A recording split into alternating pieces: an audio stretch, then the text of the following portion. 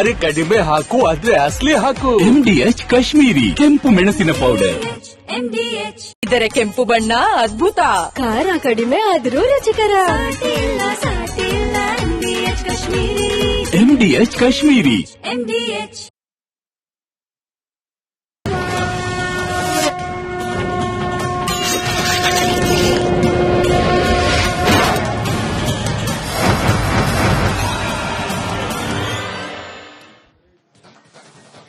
ಮಹಾಭಾರತದ ಈ ದಿನದ ಚರ್ಚೆಯಲ್ಲಿ ಒಳಹರಿವು ಹೆಚ್ಚಾಯಿತು. ತಮಿಳುನಾಡಿಗೆ ಇದೇ ಆಯ್ತಾ ಅವಕಾಶ ಹೆಚ್ಚಾಗ್ಲಿಕ್ಕೆ ಕಾರಣ. ಅಲ್ಪ ಮಳೆ ಆಗ್ತಾ ಇದೆ ಕಾವೇರಿ ಜಲಾನಯನ ಪ್ರದೇಶದಲ್ಲಿ. ಇದು ರಾಜ್ಯಕ್ಕೆ ವರಾನ ಶಾಪಾನ?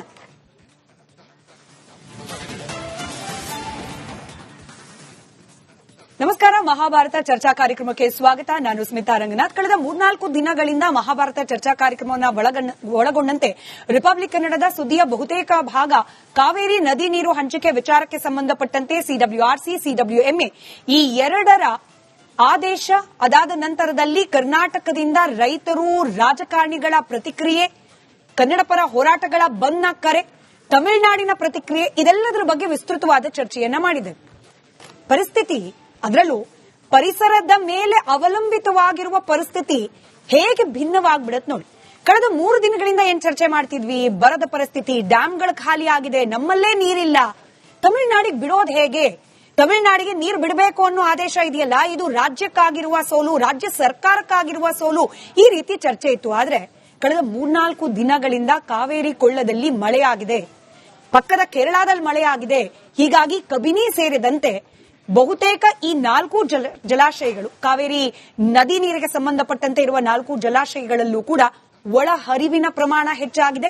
ಸಹಜವಾಗಿ ಅಣೆಕಟ್ಟೆಯಲ್ಲಿ ಸಂಗ್ರಹಣೆ ಆಗಿರುವ ನೀರಿನ ಪ್ರಮಾಣ ಕೂಡ ಹೆಚ್ಚಾಗಿದೆ. ಅಲ್ಲಿಗೆ ಎಲ್ಲೋ ಒಂದ್ ಕಡೆ ತಮಿಳುನಾಡಿಗೆ ನೀರು ಬಿಡಲೇಬೇಕು ಅನ್ನೋ ಪರಿಸ್ಥಿತಿಗೆ ರಾಜ್ಯ ಬಂದು ಸಿಲುಕಾಕೊಂಡಿದೆ. 3-4 ದಿನಗಳ ಅಂತರದಲ್ಲಾಗಿರುವ ಡೆವಲಪ್ಮೆಂಟ್ ಇದು.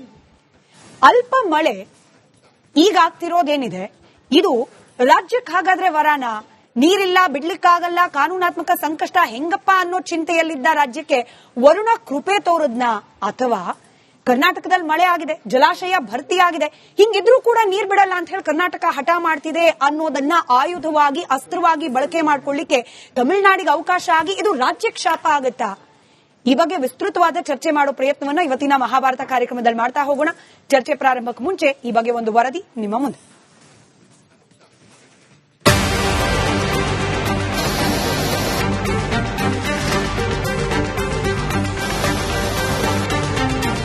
ಕಾವೇರಿ ನೀರಿಗಾಗಿ ತಮಿಳುನಾಡು ಮತ್ತು ಕರ್ನಾಟಕದ ನಡುವೆ ಮತ್ತೆ ಜಲಯುದ್ಧ ಪ್ರಾರಂಭವಾಗಿದೆ. ನೀರು ಬಿಡುವ CWMA ಆದೇಶ ಬರದಿಂದ ತತ್ತರಿಸಿದ್ದ ರಾಜ್ಯಕ್ಕೆ ಬರ ಸಿಡಿಲು.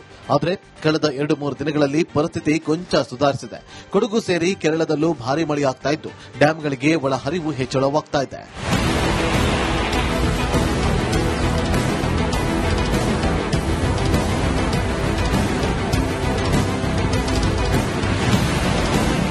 ಆದ್ರೆ ಮಳೆ ಬಂತು ಅಂತ ಖುಷಿ ಪಡೋದಾ ಅಥವಾ ಡ್ಯಾಂ ತುಂಬಿದ್ದೆ ರಾಜ್ಯಕ್ಕೆ ಶಾಪವಾಗುತ್ತಾ ಅನ್ನೋ ದ್ವಂದ್ವ. ನೀರಿಲ್ಲ, ಬಿಡಲ್ಲ ಅನ್ನೋ ರಾಜ್ಯದ ವಾದಕ್ಕೆ ತಮಿಳುನಾಡಿಗೆ ಕೌಂಟರ್ ಅವಕಾಶ ಮಳೆ ಕೊಟ್ಟಿದೆ. ಹೀಗಾಗಿ ರಾಜ್ಯ ಸರ್ಕಾರ ತಮಿಳುನಾಡಿಗೆ ನೀರು ಬಿಡಲೇಬೇಕಾದ ಪರಿಸ್ಥಿತಿಗೆ ಸಿಲುಕಿದ್ದು ರಾಜ್ಯದ ಪಾಲಿಗೆ ಈ ಮಳೆ ವರವೋ ಇಲ್ಲ ಶಾಪವೋ ಅನ್ನೋ ಪ್ರಶ್ನೆಯನ್ನ ಹುಟ್ಟುಹಾಕಿದೆ.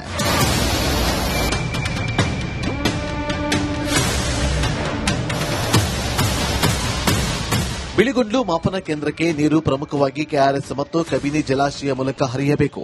ಸದ್ಯ ಕಬಿನಿ ಜಲಾಶಯ 90% ಭರ್ತಿಯಾಗಿದೆ. ಜಲಾಶಯದ 4 ಕ್ರಸ್ಟ್ ಗೇಟ್ಗಳ ಮೂಲಕ ನೀರು ನದಿಗೆ ಬಿಡುಗಡೆ ಮಾಡಲಾಗಿದೆ.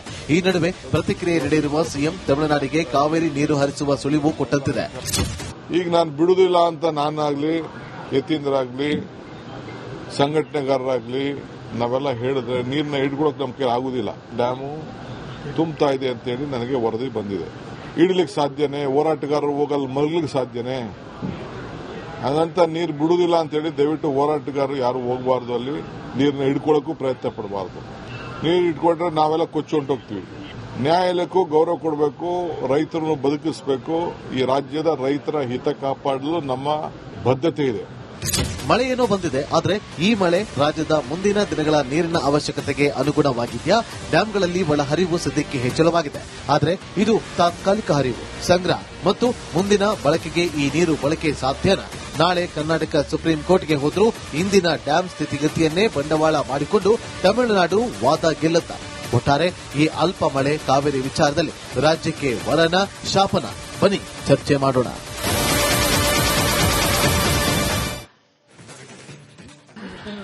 ವೀಕ್ಷಕರೇ, ನಿಮಗೆ ಗೊತ್ತಿದೆ ಮಹಾಭಾರತ ಚರ್ಚಾ ಕಾರ್ಯಕ್ರಮದ ಜನಾಭಿಪ್ರಾಯ ವೇದಿಕೆ ನಿಮಗಾಗಿ ಮುಕ್ತವಿರತಕ್ಕಂತಹ ವೇದಿಕೆ. ಕಾವೇರಿ ನದಿ ನೀರು ಹಂಚಿಕೆ ವಿಚಾರಕ್ಕೆ ಸಂಬಂಧಪಟ್ಟಂತೆ ಉಲ್ಬಣವಾಗಿದ್ದ ಸಮಸ್ಯೆಗೆ ಈ ಅಲ್ಪ ಮಳೆ ಪರಿಹಾರನ? ಮಳೆ ಆಗಿರೋದು ರಾಜ್ಯಕ್ಕೆ ವರಾನ ಅಥವಾ ಶಾಪನ? ಈ ಸರ್ವಪಕ್ಷ ಸಭೆಯನ್ನು ಕರೆಯಲಾಗಿದೆ ನಾಳೆಗೆ. ಈ ಸರ್ವಪಕ್ಷ ಸಭೆಯಲ್ಲಿ ಸರ್ವಾನುಮತದ ತೀರ್ಮಾನವನ್ನ ಕೈಗೊಂಡು ಸದ್ಯಕ್ಕೆ ರಾಜ್ಯಕ್ಕೆ ಎದುರಾಗಿರುವ ಕಾವೇರಿ ನದಿ ನೀರು ಹಂಚಿಕೆ ಸಮಸ್ಯೆಯನ್ನ ಪರಿಹಾರ ಕಂಡುಕೊಳ್ಳಲಿಕ್ಕೆ ಡಿಕೆ ಶಿವಕುಮಾರ್ ಅವರ ನೇತೃತ್ವದ ಸರ್ಕಾರ ಸಫಲವಾಗುತ್ತಾ? ಈ ಬಗ್ಗೆ ನಿಮ್ಮ ಅನಿಸಿಕೆ ಅಭಿಪ್ರಾಯಗಳನ್ನ ಸ್ಕ್ರೀನ್ನ ಕೆಳಭಾಗದಲ್ಲಿ ತೋರಿಸಲಾಗ್ತಾ ಇರುವ ದೂರವಾಣಿ ಸಂಖ್ಯೆಗಳಿಗೆ ಕರೆ ಮಾಡುವ ಮೂಲಕ ಹಂಚಿಕೊಳ್ಳಬಹುದು. ವಾಟ್ಸ್ಆಪ್ ಹಾಗೆ ಎಕ್ಸ್ ಖಾತೆ ಕೂಡ ನಿಮಗೆ ಅದರ ಡೀಟೇಲ್ಸ್ ಲಭ್ಯ ಇದೆ. ಅದರ ಮೂಲಕವೂ ಕೂಡ ನಿಮ್ಮ ಅಭಿಪ್ರಾಯಗಳನ್ನ ನಮ್ಮ ಜೊತೆಯಲ್ಲಿ ಹಂಚಿಕೊಳ್ಳಬಹುದು. ನಿಮ್ಮ ಪಾಲ್ಗೊಳ್ಳುವಿಕೆಯ ನಿರೀಕ್ಷೆಯೊಂದಿಗೆ ಚರ್ಚೆಯನ್ನ ಪ್ರಾರಂಭ ಮಾಡ್ತಾ ಇದ್ದೀನಿ. ಚರ್ಚೆಯಲ್ಲಿ ಕಾಂಗ್ರೆಸ್ ವಕ್ತಾರರಾದ ಸ್ವಾತಿ ಚಂದ್ರಶೇಖರ್ ಅವರಿದ್ದಾರೆ, ಬಿಜೆಪಿ ವಕ್ತಾರರಾದ ಕಾಂತಿ ಶೆಟ್ಟಿ ಅವರಿದ್ದಾರೆ, ಹಾಗೆ ಜೆಡಿಎಸ್ ವಕ್ತಾರರಾದ ನಾಗೇಂದ್ರ ಬಾಬು ಸರ್ ಇದ್ದಾರೆ. ನಮಸ್ಕಾರ, ಮೂವರಿಗೂ ಕಾರ್ಯಕ್ರಮಕ್ಕೆ ಸ್ವಾಗತ. ನೀರಾವರಿ ತಜ್ಞರು ರಾಜಾರಾವ್ ಸರ್ ಇದ್ದಾರೆ, ನಿವೃತ್ತ ಐಎಎಸ್ ಅಧಿಕಾರಿ ತಿಮ್ಮೇಗೌಡ ಸರ್ ಇದ್ದಾರೆ. ನಮಸ್ಕಾರ, ತಮ್ಮಿಬ್ಬರಿಗೂ ಕಾರ್ಯಕ್ರಮಕ್ಕೆ ಸ್ವಾಗತ. ಹಾಗೆ ಕರವೇ ಮಹಿಳಾ ಘಟಕದ ರಾಜ್ಯಾಧ್ಯಕ್ಷೆಯಾಗಿರುವ ಶ್ವೇತಾ ಮೋಹನ್ ಅವರು ಕೂಡ ಇದ್ದಾರೆ. ನಮಸ್ಕಾರ ಮೇಡಮ್, ತಮಗೂ ಕಾರ್ಯಕ್ರಮಕ್ಕೆ ಸ್ವಾಗತ. ಕೆಲವೇ ಕ್ಷಣಗಳಲ್ಲಿ ರೈತ ಮುಖಂಡ ರೈತ ಸಂಘದಿಂದ ಮಂಜು ಕಿರಣ್ ಅವರು ಕೂಡ ಜಾಯ್ನ್ ಆಗೋ ನಿರೀಕ್ಷೆ ಇದೆ. ಅವರು ಬಂದ ನಂತರದಲ್ಲಿ ಅವರನ್ನ ಚರ್ಚೆಗೆ ಒಳಪಡಿಸಿಕೊಳ್ಳೋಣ.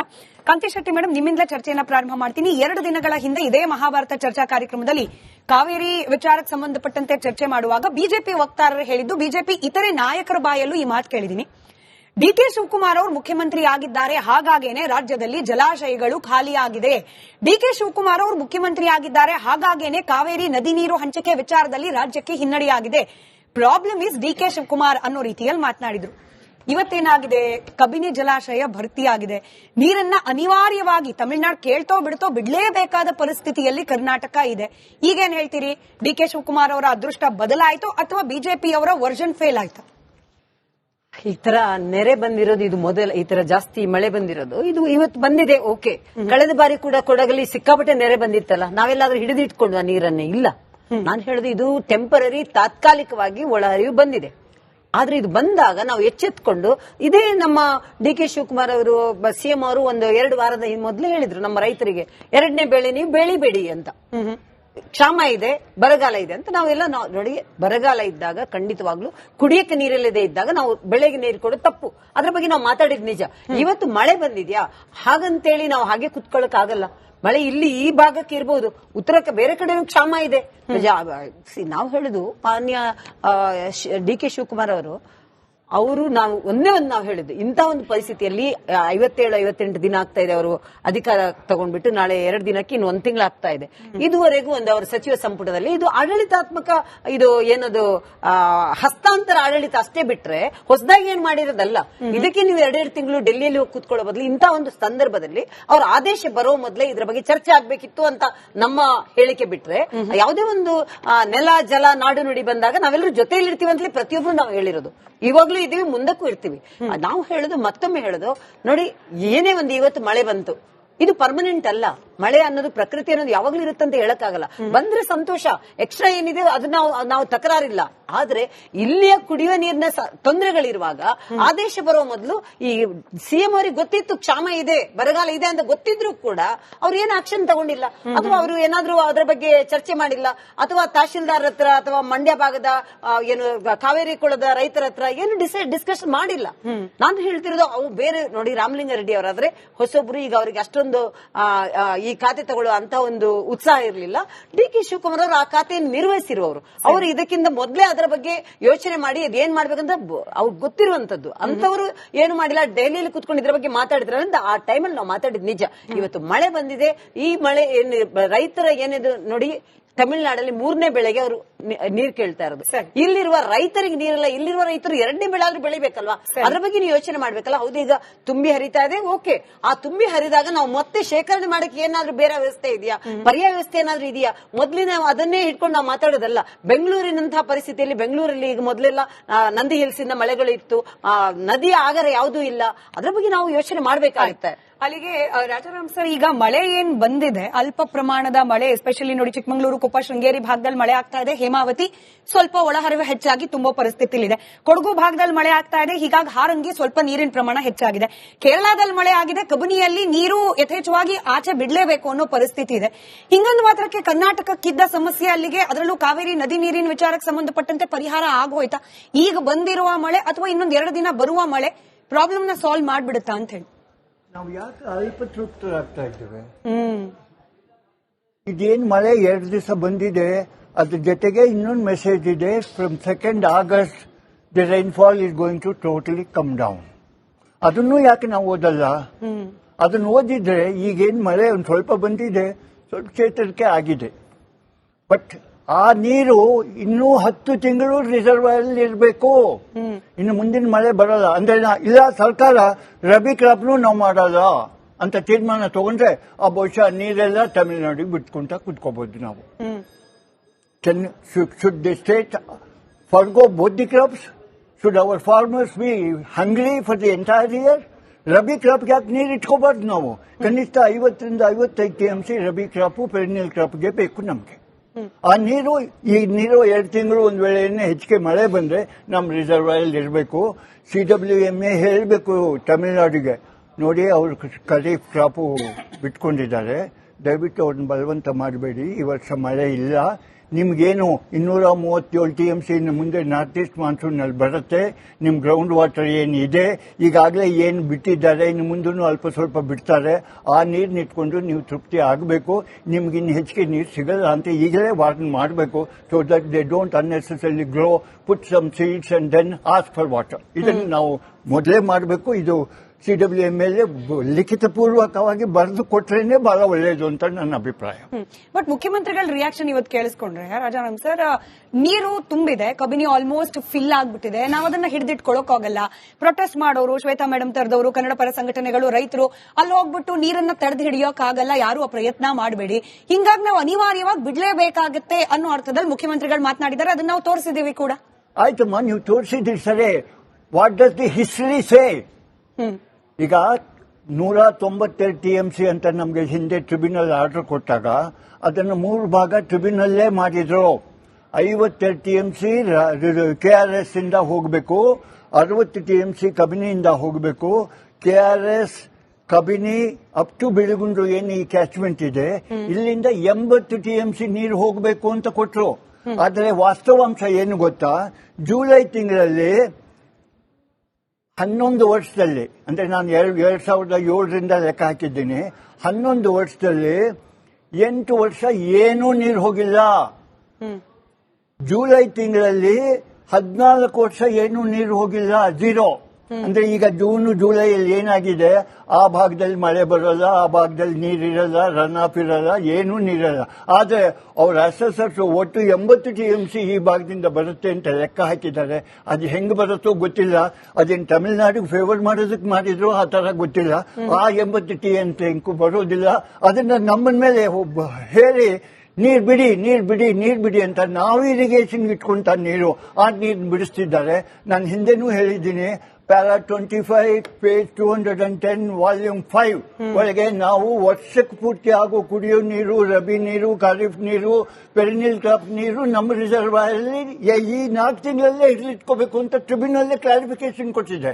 ಹೀಗಿದ್ದಾಗ ನಮ್ಮನ್ನ ಎಲ್ಲಿಂದ ನೀರು ಬಿಡು ಅಂತ ಹೇಳಕ್ ಸಾಧ್ಯವೇ ಇಲ್ಲ. ಇದು ಟ್ರಿಬ್ಯುನಲ್ ಸರಿಯಾಗಿ ಓದಬೇಕು, ನಮ್ಮವ್ರು ಅರ್ಥ ಮಾಡಬೇಕು. ಅರ್ಥ ಮಾಡದೆ ಹೋದ್ರೆ ನಮ್ಗೆ ವಿಧಿನೇ ಇಲ್ಲ. ಸೀದಾ ಸುಪ್ರೀಂ ಕೋರ್ಟ್ಗೆ ಹೋಗಿ, ಸ್ವಾಮಿ ನಮ್ಮ ಇಂಟರ್ಪ್ರಿಟೇಷನ್ ಹಿಂಗಿದೆ, ಇದು ಸರಿನಾ ತಪ್ಪ ನೀವೇ ಹೇಳಿ, ಇದು CWT ಕೊಟ್ಟಿರೋದು ಆರ್ಡರ್, ಅದು ಡಿಫಿಸಿಟ್ ಇಯರ್ ಅಲ್ಲಿ ಕ್ವಶನ್ ಕೇಳಿದಕ್ಕೆ ಅವ್ರು ಆನ್ಸರ್ ಮಾಡಿರೋ ಸ್ವಾಮಿ, ಇದನ್ನ ನೀವು ಹೇಳಿ CWMA ತಪ್ಪಾಗಿ ಅರ್ಥ ಮಾಡ್ಕೊಂಡು ಸುಮ್ನೆ ನೀರು ಬಿಡು ಅಂತ ಹೇಳ್ತಾ ಇದ್ದಾರೆ, ನಮ್ ಕೈಲಿ ಆಗಲ್ಲ ಅಂತ ಹೇಳ್ಬೇಕು. ಆಯ್ತು. ತಿಮ್ಮೇಗೌಡ ಸರ್, ನೀವ್ ಯಾವ ರೀತಿ ಗಮನಿಸ್ತೀರಿ ಇದನ್ನ? ಅಂದ್ರೆ ಸರಿಸುಮಾರು 10,000 ಕ್ಯೂಸೆಕ್ ನೀರನ್ನ ನಾವು ಬಿಡ್ಲೇಬೇಕು ಅನ್ನೋ ಪರಿಸ್ಥಿತಿ ಇದೆ. ಯಾಕಂದ್ರೆ ಕಬಿನಿ ಇಸ್ ಓವರ್ ಫ್ಲೋಯಿಂಗ್.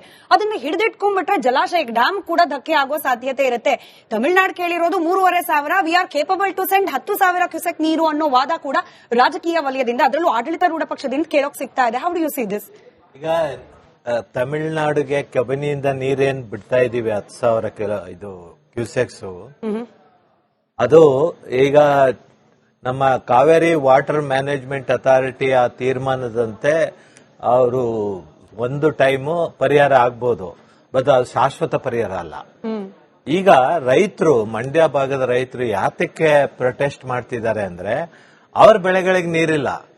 ಈಗ ನೀರ್ ಬರ್ತಾ ಇದೆ, ಈಗ ಹಾರಂಗಿ ತುಂಬಿದೆ ಮತ್ತು ಹೇಮಾವತಿ ತುಂಬುತ್ತಾ ಇದೆ, ಕಾವೇರಿಗೆ ಇದು ಕೃಷ್ಣರಾಜ ಸಾಗರಕ್ಕೆ ಒಳಹರಿವು ಹೆಚ್ಚಾಗಿದೆ.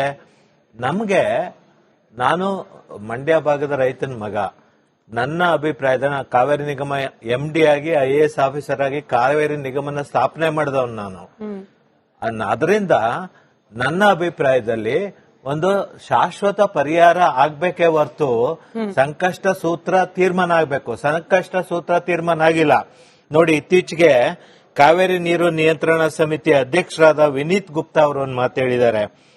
ಈಗ ಸಂಕಷ್ಟ ಸೂತ್ರ ವೈಜ್ಞಾನಿಕವಾಗಿ ಆಗ್ಬೇಕಾದ್ರೆ ಇದು ಈಗ ತೀರ್ಮಾನ ಆಗಿರುವಂತ ಟ್ರಿಬ್ಯುನಲ್ ಆರ್ಡರ್ ಅಥವಾ ಸುಪ್ರೀಂ ಕೋರ್ಟ್ ಪರಿಷ್ಕೃತ ಆದೇಶದಿಂದ ಆಗಲ್ಲ. ಅದನ್ನ ಇಂಪ್ಲಿಮೆಂಟ್ ಮಾಡೋದಕ್ಕೆ ಕಾವೇರಿ ವಾಟರ್ ಮ್ಯಾನೇಜ್ಮೆಂಟ್ ಅಥಾರಿಟಿ ಮತ್ತು ಕಾವೇರಿ ರೆಗ್ಯುಲೇಟರಿ ಕಂಟ್ರೋಲ್ ಇರುವುದು, ಕಮಿಟಿ ಇರುವುದು ಅಷ್ಟೇ. ಅವರು ಸಂಕಷ್ಟ ಸೂತ್ರ ಅವರು ಡಿಸೈಡ್ ಮಾಡೋಕ್ಕಾಗಲ್ಲ. ಸಂಕಷ್ಟ ಸೂತ್ರ ಡಿಸೈಡ್ ಮಾಡಬೇಕಾದ್ರೆ ನೋಡಮ್ಮ, ಕರ್ನಾಟಕ ಮತ್ತು ತಮಿಳುನಾಡು ಎರಡೂ ರಾಜ್ಯಗಳು ಒಟ್ಟಿಗೆ ಕೂತು ವಾಸ್ತವ ಪರಿಸ್ಥಿತಿಯನ್ನು ಅರಿತು, ಈಗ ಏನಾಗಿದೆ 1924-29 ಅಗ್ರಿಮೆಂಟ್ 1892-1924 ಅಗ್ರಿಮೆಂಟ್ ಎರಡು ಅಸಿಂಧುವಾಗಿದೆ, ಅವು ಜಾರಿನಲ್ಲಿ ಇಲ್ಲ. ಅಲ್ಲ ಇಲ್ಲ ಸ್ವಾಮಿ, ನಿಮ್ಗೆ ತೋರಿಸ್ತೀನಿ. ಟ್ರಿಬ್ಯುನಲ್ ನಲ್ಲಿ ಡಿಸೈಡ್ ಆಗಿ ಅಸಿಂಧು ಆಗಿದೆ. ಈಗ ಹೊಸ ಸೂತ್ರ ಈಗ ಹೋಗ್ಲಿ, 1924 ಸೂತ್ರ 74ರಲ್ಲಿ ಮುಗೀತದು. ಅದ್ರ ಅವಧಿ 74ರಲ್ಲಿ ಪರಿಷ್ಕರಣೆ ಮಾಡ್ಬೇಕಾಯ್ತು, ಸರ್ಕಾರ ಮಾಡಿಲ್ಲ, ಅದು ಲ್ಯಾಪ್ಸ್ ಆಯ್ತು. ಅಂದ್ರೆ 1924 ಇದು ಲ್ಯಾಪ್ಸ್ ಆಯ್ತು. ಅದರಲ್ಲಿ ಏನ್ ಹೇಳಿದ್ರು, ನೀವು KRS ಕಟ್ಟಿ 1,10,000 ಎಕರೆಗೆ ಮಾತ್ರ ಸೀಮಿತಗೊಳಿಸಿ ಅಂತ ಹೇಳಿದ್ರು. ಈಗ ಟ್ರಿಬ್ಯುನಲ್ ಏನ್ ಹೇಳಿದೆ, ಮೊದಲು ಮಧ್ಯಂತರ ಆದೇಶದಲ್ಲಿ 11 ಲಕ್ಷ ಎಕರೆಗೆ ನೀವು ಸೀಮಿತಗೊಳಿಸಿ ಅಂತ ಹೇಳಿದ್ರು. ಆದ್ರೆ ನಂತರ 18 ಲಕ್ಷಕ್ಕೆ, ಅವರ ಅಂತಿಮ ತೀರ್ಮಾನದಲ್ಲಿ 18 ಲಕ್ಷಕ್ಕೆ ಪರ್ಮಿಟ್ ಮಾಡಿದ್ದಾರೆ. ಆದ್ರೆ ತಮಿಳುನಾಡಿಗೆ 1,85,000 ಎಕರೆಗೆ 2 ಬೆಳೆ ಪರ್ಮಿಟ್ ಮಾಡಿದ್ದಾರೆ. ಕರ್ನಾಟಕಕ್ಕೆ ಒಂದೇ ಬೆಳೆ ಪರ್ಮಿಟ್ ಮಾಡಿದ್ದಾರೆ. ಇದು ಅನ್ಯಾಯ ಅಲ್ವಾ? ಕರೆಕ್ಟ್. ಅದರಿಂದಾಗಿ ಈಗ ಹೊಸ ಒಪ್ಪಂದ ಆಗ್ಲೇಬೇಕು. 1924 ಒಪ್ಪಂದ ಈಗ ಸಿಂಧು ಅಲ್ಲ, ಅದು ಅಸಿಂಧು ಆಗಿದೆ. ಹೊಸ ಒಪ್ಪಂದ ಇವರೇ ಹೇಳಿದ್ದಾರೆ ನೋಡಮ್ಮ, ವಿನೀತ್ ಗುಪ್ತಾ. ಅಂದ್ರೆ ನಮ್ಮ ರೆಗ್ಯುಲೇಟರಿ ಕಂಟ್ರೋಲ್ ಆರ್ಡರ್ ಮಾಡಿದಾರಲ್ಲ 3,500 ಕ್ಯೂಸೆಕ್ಸ್ ಬಿಡ್ಬೇಕು ಅಂತ, ಆ ಸಮಿತಿಯ ಅಧ್ಯಕ್ಷರೇ ಹೇಳಿದ್ದಾರೆ ಇತ್ತೀಚೆಗೆ. ಅಂದ್ರೆ ಎರಡೂ ರಾಜ್ಯ, ಇದು ನಾವು ತೀರ್ಮಾನ ಮಾಡೋದಲ್ಲ, ಸಂಕಷ್ಟ not even CWRC, not even CWMA, ನಾವು ತೀರ್ಮಾನ. ನಾವೇನಿದ್ರು ಟ್ರಿಬ್ಯುನಲ್ ಆರ್ಡರ್ ಮತ್ತು ಸುಪ್ರೀಂ ಕೋರ್ಟ್ ಆರ್ಡರ್ ಅವೆರಡನ್ನ ನಾವು ಅನುಸರಣೆ ವಿಚಾರದಲ್ಲಿ ನಾವು ಪಾತ್ರ ವಹಿಸ್ತೀವಿ. ಅಂದ್ರೆ ತೀರ್ಮಾನನ ಅಥಾರಿಟಿ ತಗೊಳ್ತದೆ, ರೆಗ್ಯುಲೇಟರಿ ಕಮಿಟಿ ಇಂಪ್ಲಿಮೆಂಟ್ ಮಾಡ್ತದೆ. ಅಷ್ಟ್ ಬಿಟ್ರೆ ಈ ಸಂಕಷ್ಟ ಸೂತ್ರದಲ್ಲಿ ಅವ್ರೇನ್ ಹೇಳ್ತಾರೆ ಅಂದ್ರೆ ಅನುಪಾತದ ಆಧಾರದ ಮೇಲೆ ಹಂಚಿಕೆ ಮಾಡಬೇಕು. ಅನುಪಾತ ಏನು? ಅನುಪಾತ ಅಂದ್ರೆ ಜಲಾಶಯಗಳ ನೀರಿನ ಸಂಗ್ರಹಣ, ಮಳೆ ಪ್ರಮಾಣವ, ನದಿಯ ಒಳ ಹರಿವನ, ಬೆಳೆಗಳ ಅಗತ್ಯನ, ಕುಡಿಯ ನೀರಿನ ಅವಶ್ಯಕತೆನ. ಈಗೇನಾಗಿದೆ, ನಮ್ಮಲ್ಲಿ ಸಂಗ್ರಹ ಆಗಿರೋ ನೀರು ಕುಡಿಯ ನೀರಿಗೆ ಸಾಕಾಗ್ತದೆ ಅಂತ ಮತ್ತೆ ತಮಿಳುನಾಡು ನಮಗ್ ನೀರ್ ಬಿಡಿ ಬೆಳೆಗಳಿಗೆ ಅಂತ ಕೇಳ್ಬೋದು. ಇಷ್ಟಕ್ಕೆ 3,000 ಹೌದು 3500 ಕ್ಯೂಸೆಕ್ಸ್ಗೆ ಅವರು ತೃಪ್ತಿ ಆಗಲ್ಲ. ಈಗ ನೀರ್ ಬಂದಿದೆ ಹೊಸದಾಗಿ, ಕಬಿನಿಗ್ ಬಂದಿದೆ, ಸರಿ. ಕಬಿನಿಂದ ಬಾಕಿ ನೀರ್ ಬಿಡಿ. ಜೂನ್ ಜುಲೈ ತಿಂಗಳದು ಆಗಸ್ಟ್ ಬಿಡಿ ಅಂತ ಈಗ ಹೇಳ್ಬೋದು. ಮೊನ್ನೆ ಆದೇಶ ಹೆಂಗ್ ಮಾಡಿದ್ರು ಮತ್ತೆ 40 ನಮ್ಗೆ ವರ್ಷಕ್ಕೆ 40 TMC ಕುಡಿಯಕ್ ನೀರ್ ಈಗ ಬೇಕಾದಾಗ ಮತ್ತೆ ತಮಿಳ್ನಾಡು ಹೆಂಗ್ ಮಾಡಿದ್ರು ಕೇಳ್ಕೊಂಡ್ರೆ ಅವರು? ಮತ್ತೆ ತಮಿಳ್ನಾಡು ಕೇಳ್ಕೊಂಡ್ರೆ ಮತ್ತೆ ಆದೇಶ So ಇದಕ್ಕೆ ಮಾಡ್ತಾರೆ. ಸೊಲ್ಯೂಷನ್ ಅಂದ್ರೆ ಲಾಂಗರ್ ಟರ್ಮ್ ಸೊಲ್ಯೂಷನ್ Longer ಬೇಕು term ಅಂತ ಹೇಳಿ. But solution. ಬೇಕಾಗಿಲ್ಲ ನಾಗೇಂದ್ರ ಬಾಬು ಸರ್, ಬೇಕಾಗಿಲ್ಲ. ನಮ್ಗೇನು ಬಂದೆ ಸರ್, ಈಗ ನಮ್ಗೇನು 3.5 TMC ಕೇಳಿದ್ರು, ನಾವು ಬಿಟ್ಟಿದ್ರೆ ಕೆಟ್ಟವರಾಗ್ತಿದ್ವಿ ಸರ್ಕಾರ ಆಗಿ, ರಾಜ್ಯ ಸರ್ಕಾರ ವೈಫಲ್ಯ ಅಂತ ಹೇಳಿ. ಆಯ್ತು, ಸಾರಿ, 3,500 ಕ್ಯೂಸೆಕ್ ನೀರನ್ನ ಬಿಡಬೇಕಾಗಿತ್ತು ಪ್ರತಿದಿನ 15 ದಿನಗಳ ಕಾಲ. ಬಿಟ್ಟಿದ್ರೆ ನಾವು ಕೆಟ್ಟವರಾಗ್ತಿದ್ವಿ, ರೈತ ವಿರೋಧಿ ಆಗ್ತಾ ಇದ್ವಿ. ಈಗ ಮಳೆ ಬಂದಿದೆ, 10,000 ಕ್ಯೂಸೆಕ್ ನೀರನ್ನ ಬಿಡುವಷ್ಟು ಸಾಮರ್ಥ್ಯ ಕಬಿನಿ ಜಲಾಶಯ ಒಂದಕ್ಕೆ ಬಂದಿದೆ, ನಾವು ಬಿಡ್ತೀವಿ. ಸದ್ಯಕ್ಕೆ 15 ದಿನದ ಪ್ರಾಬ್ಲಮ್ ಏನಿತ್ತು ಅದಕ್ಕೆ ಸೊಲ್ಯೂಷನ್. ರೈತರಿಗೂ ತೊಂದರೆ ಇಲ್ಲ, ಕುಡಿಯೋ ನೀರಿಗೂ ತೊಂದರೆ ಇಲ್ಲ, ಯಥೇಚ್ಛವಾಗಿ ಬಂದ್ ನೀರನ್ನು ಕೊಡ್ತಾ ಇದೀವಿ. ಹಿಂಗ್ ಬರುತ್ತೆ ಪೊಲಿಟಿಕಲ್ ನರೇಟಿವ್. ನಮಗೆ ಬೇಕಾಗಿಲ್ಲ ಲಾಂಗ್ ಟರ್ಮ್ ಸೊಲ್ಯೂಷನ್. ನೋಡಿ, ತಜ್ಞರಾಗಲೇ ಒಳ್ಳೆಯ ವಿಚಾರವನ್ನ ಹೇಳಿದ್ರು. ಸ್ಪಷ್ಟವಾಗಿ 2 ನಿಮಿಷ ಕಾಲಾವಕಾಶ ಕೊಡಿ. ಹಿರಿಯರು ಹೇಳದಂಗೆ ಕಳೆದ 10 ವರ್ಷಗಳಲ್ಲಿ ಸ್ವಾಮಿ ತಾವು ಕೆಲವು ವಿಚಾರಗಳನ್ನ ಪ್ರಸ್ತಾಪ ಮಾಡಿದ್ರಿ. ನಾವು ಪ್ರತಿ ವರ್ಷ 177.25 TMC ನೀರನ್ನು ಬಿಡಬೇಕಾಗಿತ್ತು. ನಾನು ಒಂದೇ ಮಾತನ್ನು ಕೇಳ್ತಾ ಇರ್ತಕ್ಕಂಥದ್ದು, ಕಳೆದ 10 ವರ್ಷಗಳಲ್ಲಿ 2,746 TMC ನೀರನ್ನು ನಾವು ತಮಿಳುನಾಡು ಹರಿಬಿಟ್ಟಿದ್ದೀವಲ್ಲ, ಎಕ್ಸಸ್ ನೀರು ಬಂದಾಗ ನಿಮಗೆ ಯಾಕೆ ಅವತ್ತು ಮನವರಿಕೆ ಆಗ್ತಾ ಇರ್ಲಿಲ್ವಾ? ಇವತ್ತು ಸಂಕಷ್ಟ ಇದೆ ಅಂತಕ್ಕಂಥ ನಿಮಗೆ ಗೊತ್ತಾಗಿರಲ್ವಾ? ಒಂದು. ಎರಡನೇದು, ಇಂಥ ಕೆಲವು ವಿಚಾರಗಳನ್ನು ಇವತ್ತು ನಾವೇನು ಚರ್ಚೆ ಮಾಡ್ತಾ ಇದ್ದೀವಿ, ರಾಜ್ಯ ಸರ್ಕಾರ ಎಲ್ಲೋ ಸಂಪೂರ್ಣವಾಗಿ ಪ್ರಾಧಿಕಾರ ಮತ್ತು ಇದು ಯಾವುದು ಈ ಸಮಿತಿ 2 ಇದೆಯಲ್ಲ, CWRC ಮತ್ತು CWMA, ಇವ್ರು ಯಾಕೆ ನಮ್ಮ ಮೇಲೆ ಇಷ್ಟೊಂದು ವಿರುದ್ಧವಾಗಿ ಅವರ ಅಧಿಕಾರವನ್ನು ಚಲಾಯಿಸ್ತಾ ಇದ್ದಾರೆ? ಇಲ್ಲಿ ತಿದ್ದುಪಡಿ ಆಗ್ಬೇಕಾಗಿರ್ತಕ್ಕಂಥದ್ದು ಸ್ಪಷ್ಟವಾಗಿ ಎದ್ದು ಕಾಣುತ್ತೆ. ಯಾಕೆ ಅಂತಂದ್ರೆ ನಾನು ಹೇಳ್ತಾ ಇರ್ತಕ್ಕಂಥದ್ದು, ನೋಡಿ, ಯಾವ ಒಂದು ಕಬಿನಿಯಿಂದ ಇವತ್ತು ನಮಗೆ ಕುಡಿಯೋ ನೀರಿನ ಸಂಕಷ್ಟ ಇರ್ತಕ್ಕಂಥದ್ದು ಇಲ್ಲಿ. ಅವರು 2ನೇ ಬೆಳೆ ಬೆಳ್ಕೋತಾರ, 3ನೇ ಬೆಳೆ ಬೆಳ್ಕೋತಾರ ಅಂತಕ್ಕಂಥದ್ದಿಲ್ಲ.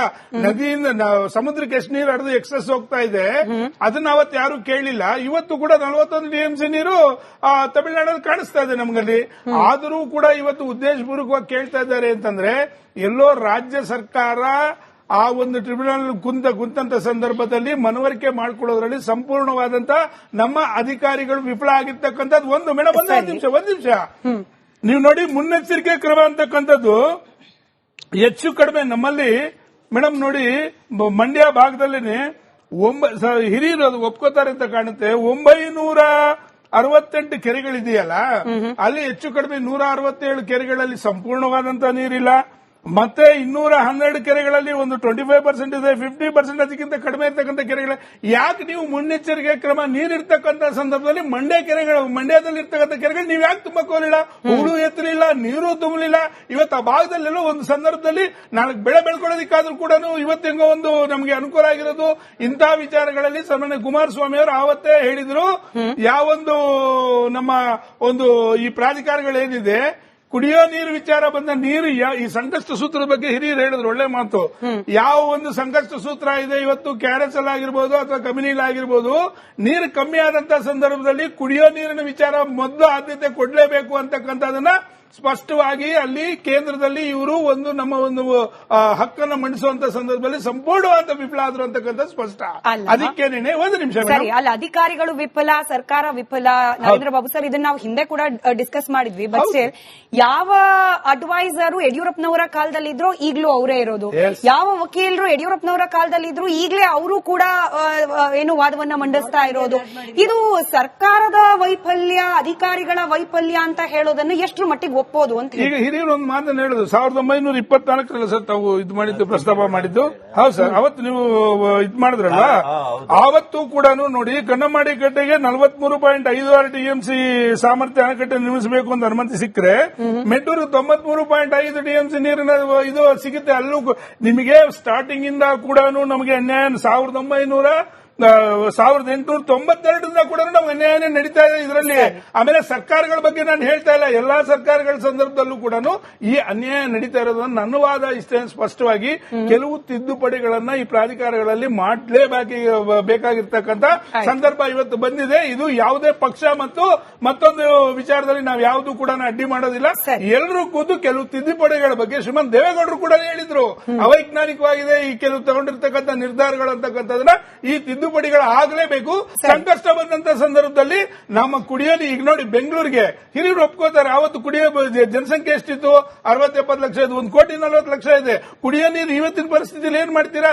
ಬೆಳೀತಾ ಇರ್ತಕ್ಕಂಥ ರಾಜ್ಯದಲ್ಲಿ ಕುಡಿಯೋ ನೀರ ಅಭಾವನೆ ಜಾಸ್ತಿ ಆದ್ರೆ ನೀವು ಬೆಳೆಗಳ ವಿಚಾರದಲ್ಲಿ ನೀವು 3 ಬೆಳೆ ಬೆಳ್ಕೊಳ್ಳೋರು.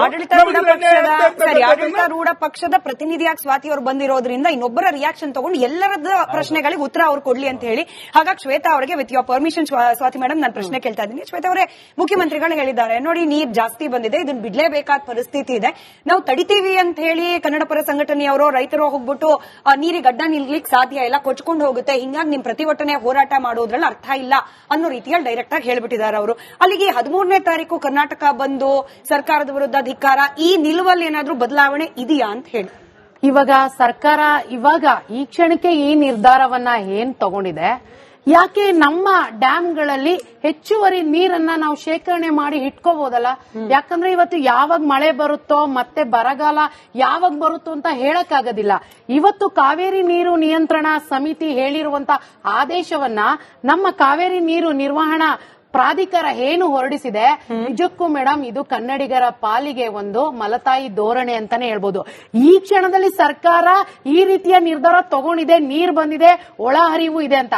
ಆದ್ರೆ ನಾವು ಕನ್ನಡಿಗರಾಗಿ, ನಾನೊಬ್ಳು ಹೋರಾಟಗಾತಿಯಾಗಿ ನಾನ್ ಕೇಳ್ತೀನಿ, ನಮ್ಗೆ ಶಾಶ್ವತ ಪರಿಹಾರ ಏನು?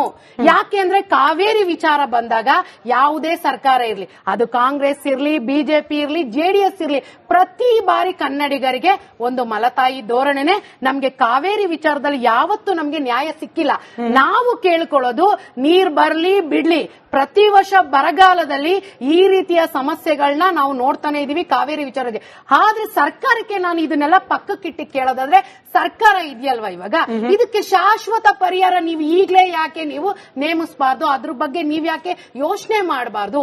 ಯಾಕಂದ್ರೆ ಇವತ್ತು ತಮಿಳುನಾಡಲ್ಲಿ ಹೇಗಾಗ್ಬಿಟ್ಟಿದೆ ಅಂದ್ರೆ, ಅಲ್ಲಿ ಯಾವುದೇ ಹೊಸ ಸರ್ಕಾರ ಬಂದ್ರು ಕೂಡ ಕಾವೇರಿಯನ್ನ ಒಂದು ಪ್ರತಿಷ್ಠೆಯಾಗೇ ನೋಡ್ತಾರೆ. ಕನ್ನಡಿಗರನ್ನ ಸೋಲಿಸಿ ಅವ್ರನ್ನ ಮಣಿಸಿ ಕಾವೇರಿ ನೀರನ್ನ ತಂದ್ಬಿಟ್ರೆ ನಾವಿಲ್ಲಿ ತಮಿಳರನ್ನ ಮೆಚ್ಚಿಸಬಹುದು ಅನ್ನುವಂತ ನಿಟ್ಟಿನಲ್ಲೇ ಅವ್ರು ಯಾವಾಗ್ಲೂ ಇದ್ದಾರೆ. ಅದಕ್ಕೆ ನಾವು ಪ್ರತಿಯಾಗಿ, ಯಾವುದೇ ಸರ್ಕಾರ ಇರ್ಲಿ, ಅದಕ್ಕೆ ಅವ್ರಿಗೆ ನಾವು ಪ್ರತಿಯಾಗಿ ಯಾವ್ದಾದ್ರು ಒಂದು ಮಾರ್ಗವನ್ನ ನಾವು ಕಂಡುಕೊಡ್ಲೇಬೇಕು. ಇವತ್ತು ಈ ಕ್ಷಣಕ್ಕೆ ನಾವೆಲ್ಲ ಬೀದಿಯಲ್ಲಿ ನಿಂತು ಹೋರಾಟ ಮಾಡ್ತೀವಿ, ಕೇಸ್ ಹಾಕಿಸ್ಕೊಳ್ತೀವಿ, ಜೈಲ್ಗೆ ಹೋಗ್ತೀವಿ, ಎಲ್ಲವೂ ಮಾಡ್ತೀವಿ. ಮುಂದಿನ ಪೀಳಿಗೆಯೂ ಕೂಡ ಈ ವಿಚಾರವಾಗಿ ಬೀದಿಗಿಳಿಬೇಕಾ, ಹೋರಾಟ ಮಾಡ್ಬೇಕಾ? ಇದಕ್ಕೆ ಶಾಶ್ವತ ಪರಿಹಾರ ಸರ್ಕಾರ ಕಂಡುಕೊಳ್ಬಹುದಲ್ಲ? ಯಾಕಂದ್ರೆ ಇವತ್ತು ಕಾವೇರಿ ನೀರು ನಿರ್ವಹಣಾ ಸಮಿತಿ ಏನೇ ಆದೇಶ ಹೊರಡಿಸಿದ್ರು ಅದನ್ನು ಧಿಕ್ಕರಿಸುವಂತಹ ಶಕ್ತಿ ಇವತ್ತು ರಾಜ್ಯ ಸರ್ಕಾರ ಬಿಟ್ಟಿಲ್ಲ. ನಾವ್ ಇನ್ನೂ ಕೂಡ ನೀರ್ ಬಿಟ್ಟಿಲ್ಲ, ನಾವು ತಡೆ ಹಿಡಿದಿದ್ದೀವಿ, ಕಾನೂನಾತ್ಮಕವಾಗಿ ಏನ್ ಹೋರಾಟ ಮಾಡಬಹುದು ನಾವು ನೋಡ್ತಾ ಇದೀವಿ, ಸರ್ವಪಕ್ಷ ಸಭೆನೂ ಕರೆದಿದ್ದೀವಿ, ಎಲ್ಲರೂ ನಮಗೆ ಸಲಹೆ ಕೊಡ್ಲಿ, ಅದ್ರಂತೆ ನಾವು ನಡ್ಕೊಳ್ತೀವಿ. ನೀರ್ ಬಿಟ್ಟಿಲ್ಲ, ಹೋರಾಟ ಯಾಕೆ ಅಂತ ಕೂಡ ನೀರ್ ಬಿಟ್ಟಿಲ್ಲ ಅಂತ ಹೇಳಿ ಕದ್ದು ಮುಚ್ಚಿ ನೀರ್ ಬಿಟ್ಟಿರೋದನ್ನ ನಾವು ನೋಡ್ಕೊಂಡೇ ಬಂದಿದೀವಿ ಮೇಡಮ್. ಯಾಕಂದ್ರೆ ನಾವ್ ಯಾವಾಗ್ಲೂ ಕಾಯ್ಕೊಂಡು ಕೂರಕ್ ಆಗೋದಿಲ್ಲ. ನಾವು ಕೇಳ್ಕೊಳ್ಳೋದು ಕನ್ನಡಿಗರಾಗಿ ನಮ್ಗೆ ಶಾಶ್ವತ ಪರಿಹಾರ, ಮುಂದಿನ ಸಮಸ್ಯೆ ನೋಡ್ಕೊಳ್ಳೋಣ, ಈಗ ಸಮಸ್ಯೆ ಪರಿಹಾರ ಕೊಡಿ. ಸರಿ, ಅಲ್ಲಿಗೆ ಸ್ವಾತಿ ಅವರೇ, ಬಹುತೇಕರ ತಜ್ಞರ ವಿಶೇಷವಾಗಿ ಅಭಿಪ್ರಾಯ ಏನಾಗಿತ್ತು ಅಂತಂದ್ರೆ ಅಲ್ಪ ತೃಪ್ತರಾಗೋದು ಬೇಡ, ಮಳೆ ಈಗ ಬಂದಿದೆ ಬಟ್ ಸಾಕಾಗೋದಿಲ್ಲ, ಮುಂದೆ ಮಳೆ ಕಮ್ಮಿ ಆಗತ್ತೆ ಅನ್ನೋದು ಗೊತ್ತಿದೆ.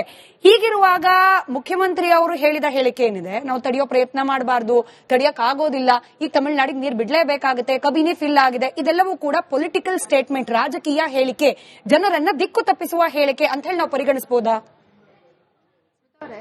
ನನ್ನ ಒಂದು ಪರ್ಸನಲ್ ಅರ್ಜ್ ರಿಪಬ್ಲಿಕ್ ಸಂಸ್ಥೆಗೆ, ಬೆಳಗುಂದಿ ಏನು ಕಾವೇರಿ ನದಿ ನೀರು ತಮಿಳುನಾಡಿಗೆ ಹರಿದು ಹೋಗುವಂತ ಒಂದು ಜಾಗ ಇದೆ, ಅಲ್ಲಿಂದ ಬೆಳಿಗುಂಡಿ, ಅಲ್ಲಿಂದ ಒಂದು ಎಜುಕೇಶನಲ್ ರಿಪೋರ್ಟ್ ತರಬೇಕು ಅನ್ನುವಂಥದ್ದು.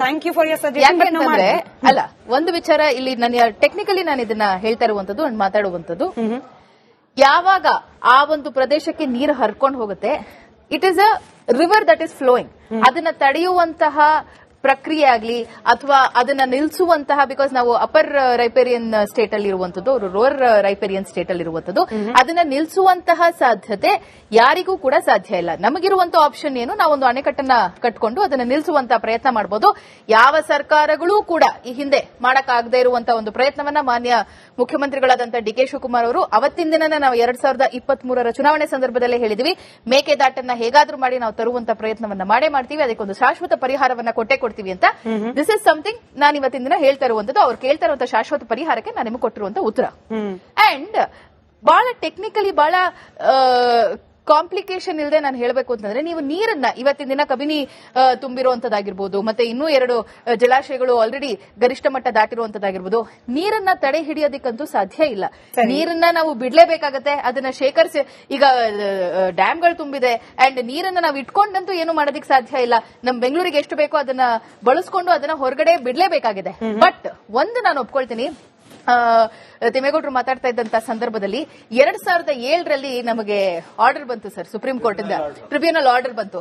487 TMC ತಮಿಳುನಾಡಿಗೆ, 217 TMC ಕರ್ನಾಟಕಕ್ಕೆ ಅಂತ ಬಂತು. ಅದನ್ನ ನಾವು ಚಾಲೆಂಜ್ ಮಾಡಿ ಮತ್ತೆ ಹೊಸ ವರ್ಡಿಕ್ಟ್ ನ ತೆಗೆದುಕೊಂಡು ಬರೋದಕ್ಕೆ 7-8 ವರ್ಷಗಳ ಕಾಲ ನಾವು ಹೋರಾಟವನ್ನ 10 ವರ್ಷಗಳ ಕಾಲ ನಾವು ಹೋರಾಟವನ್ನ ನಡೆಸಬೇಕಾಯ್ತು. ಮಾನ್ಯ ನಾಗೇಂದ್ರ ಬಾಬು ಅವರು ಬಹಳ ಮಾತಾಡ್ತಾ ಇದ್ರು, ಅಧಿಕಾರಿಗಳ ಬಗ್ಗೆ ಮಾತಾಡ್ತಾರೆ, ಸರ್ಕಾರದ ಬಗ್ಗೆ ಮಾತಾಡ್ತಾರೆ. ನಾವು ನೆನ್ಸ್ಕೊಳ್ಬೇಕು ಸರ್, ಇದೇ ಕಾವೇರಿ ಇಶ್ಯೂ ನಡೀತಾ ಇದ್ದಂತ ಸಂದರ್ಭದಲ್ಲಿ ಕರ್ನಾಟಕದಲ್ಲಿ 2020 ಸರ್ಕಾರ ಆಡ್ಕೊಂಡು ಯಾರು ಮುಖ್ಯಮಂತ್ರಿ ಅಂತ ಜೂಟಾಟ ಆಡ್ಕೊಂಡು ಕಾವೇರಿ ಇಶ್ಯೂನ ನೆಗ್ಲೆಕ್ಟ್ ಮಾಡಿದಂತಹ ಉದಾಹರಣೆಗಳು ಕೂಡ ಕರ್ನಾಟಕದಲ್ಲಿ ಜೆಡಿಎಸ್ ಮತ್ತು ಬಿಜೆಪಿ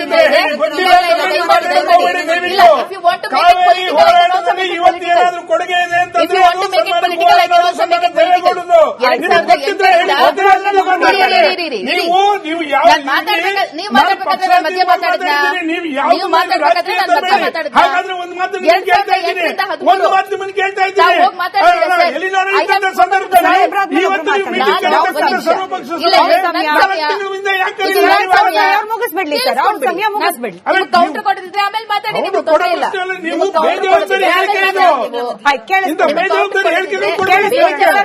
ಎಲ್ಲ ವಾಸ್ತವಿಕ ಹೇಳಿಕೆ ಕೊಡ್ತಾ ಇದ್ದೀನಿ ನಾನು.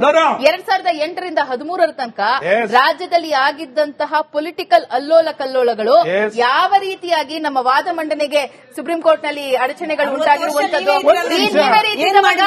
ತಾವಿದ್ದು ಬಿಜೆಪಿಯವರೇ ಗೊತ್ತಾಗುತ್ತೆ. ನಮ್ಮನ್ನ ರೆಪ್ರೆಸೆಂಟ್ ಮಾಡ್ತಾ ಇದ್ದಂತ ಲೀಗಲ್ ಟೀಮ್ ಅನ್ನ ಮಾತಾಡಿ ಗೊತ್ತಾಗುತ್ತೆ ಏನೇನು ಅಡೆತಡೆಗಳಿತ್ತು. ಮೀಟಿಂಗ್ಗಳಿಗೆ ಅಧಿಕಾರಿಗಳು ಸಿಗ್ತಾ ಇರಲಿಲ್ಲ, ಮೀಟಿಂಗ್ಗಳಿಗೆ ಪೊಲಿಟಿಷಿಯನ್ ಸಿಗ್ತಾ ಇರಲಿಲ್ಲ ಅವತ್ತಿನ ದಿನ. ಅಂಡ್ ಶಾಶ್ವತ ಪರಿಹಾರ ಅಂತ ನಾವು ಹೇಳ್ತೀವಲ್ಲ, ಶಾಶ್ವತ ಪರಿಹಾರವನ್ನ ನಾವು ಕಂಡುಕೊಳ್ಬೇಕಾಗಿದ್ದಂಥದ್ದು 92ರಿಂದ ಶುರು ಮಾಡಿ 2018ರ ತನಕ ಸುದೀರ್ಘವಾದಂತ 30-35 ವರ್ಷಗಳ ಹೋರಾಟ ನಡೆಸಿರುವಂತದ್ದು ಸುಪ್ರೀಂ ಕೋರ್ಟ್ ನಲ್ಲಿ Karnataka. And it is not a ಸಣ್ಣ ಪುಟ್ಟ ಹೋರಾಟ ಅಲ್ಲ ಮೇಡಮ್. ನಿಮ್ಗೆ ಗೊತ್ತಿದೆ, ಎಷ್ಟೋ ಜನ ತಮ್ಮ ಹಿರಿಯರು ಇದಕ್ಕೋಸ್ಕರ ಪ್ರಾಣವನ್ನ ಅರ್ಪಿಸಿಬಿಟ್ಟಿದ್ದಾರೆ ಕರ್ನಾಟಕದಲ್ಲಿ. ಅಂಡ್ ಇವತ್ತಿನ ದಿನ ವಿ ಆರ್ ವೆರಿ ಕ್ಲಿಯರ್, ಸರ್ಕಾರವಾಗಿ CWRC ಆಗಿರ್ಲಿ, CWMA ಆಗಿರ್ಲಿ, ಮಾನ್ಯ ಮುಖ್ಯಮಂತ್ರಿಗಳು ಇದನ್ನ ಬಹಳ ಸೀರಿಯಸ್ ಆಗಿ ತೆಗೆದುಕೊಂಡಿದ್ದಾರೆ. ನಾಳೆ ಸರ್ವಪಕ್ಷಗಳ ಸಭೆ ಕರೀತಾ ಇರುವಂತದ್ದು ಇದೇ ಕಾರಣಕ್ಕೆ. And CWRC it is an apex body. ಇವಾಗ ಆಲ್ರೆಡಿ ನೋಟಿಫಿಕೇಶನ್ ಆಗಿರುವಂತದ್ದು, ಗೆಜೆಟೆಡ್ ನೋಟಿಫಿಕೇಶನ್ ಬಂದಿರುವಂತದ್ದು. ಸುಪ್ರೀಂ ಕೋರ್ಟಿಗೆ ನಾವು ವಾಪಸ್ ಹೋದ್ರು ಕೂಡ ಅವ್ರು ಏನ್ ಡೈರೆಕ್ಷನ್ಸ್ ಕೊಡ್ತಾರೆ ಅದನ್ನೇ ಪಾಲಿಸಿ ಅಂತ ಹೇಳಿರುವಂತದ್ದು. We have to go for an other legal debate. ಇದನ್ನ ಬಿಟ್ಟು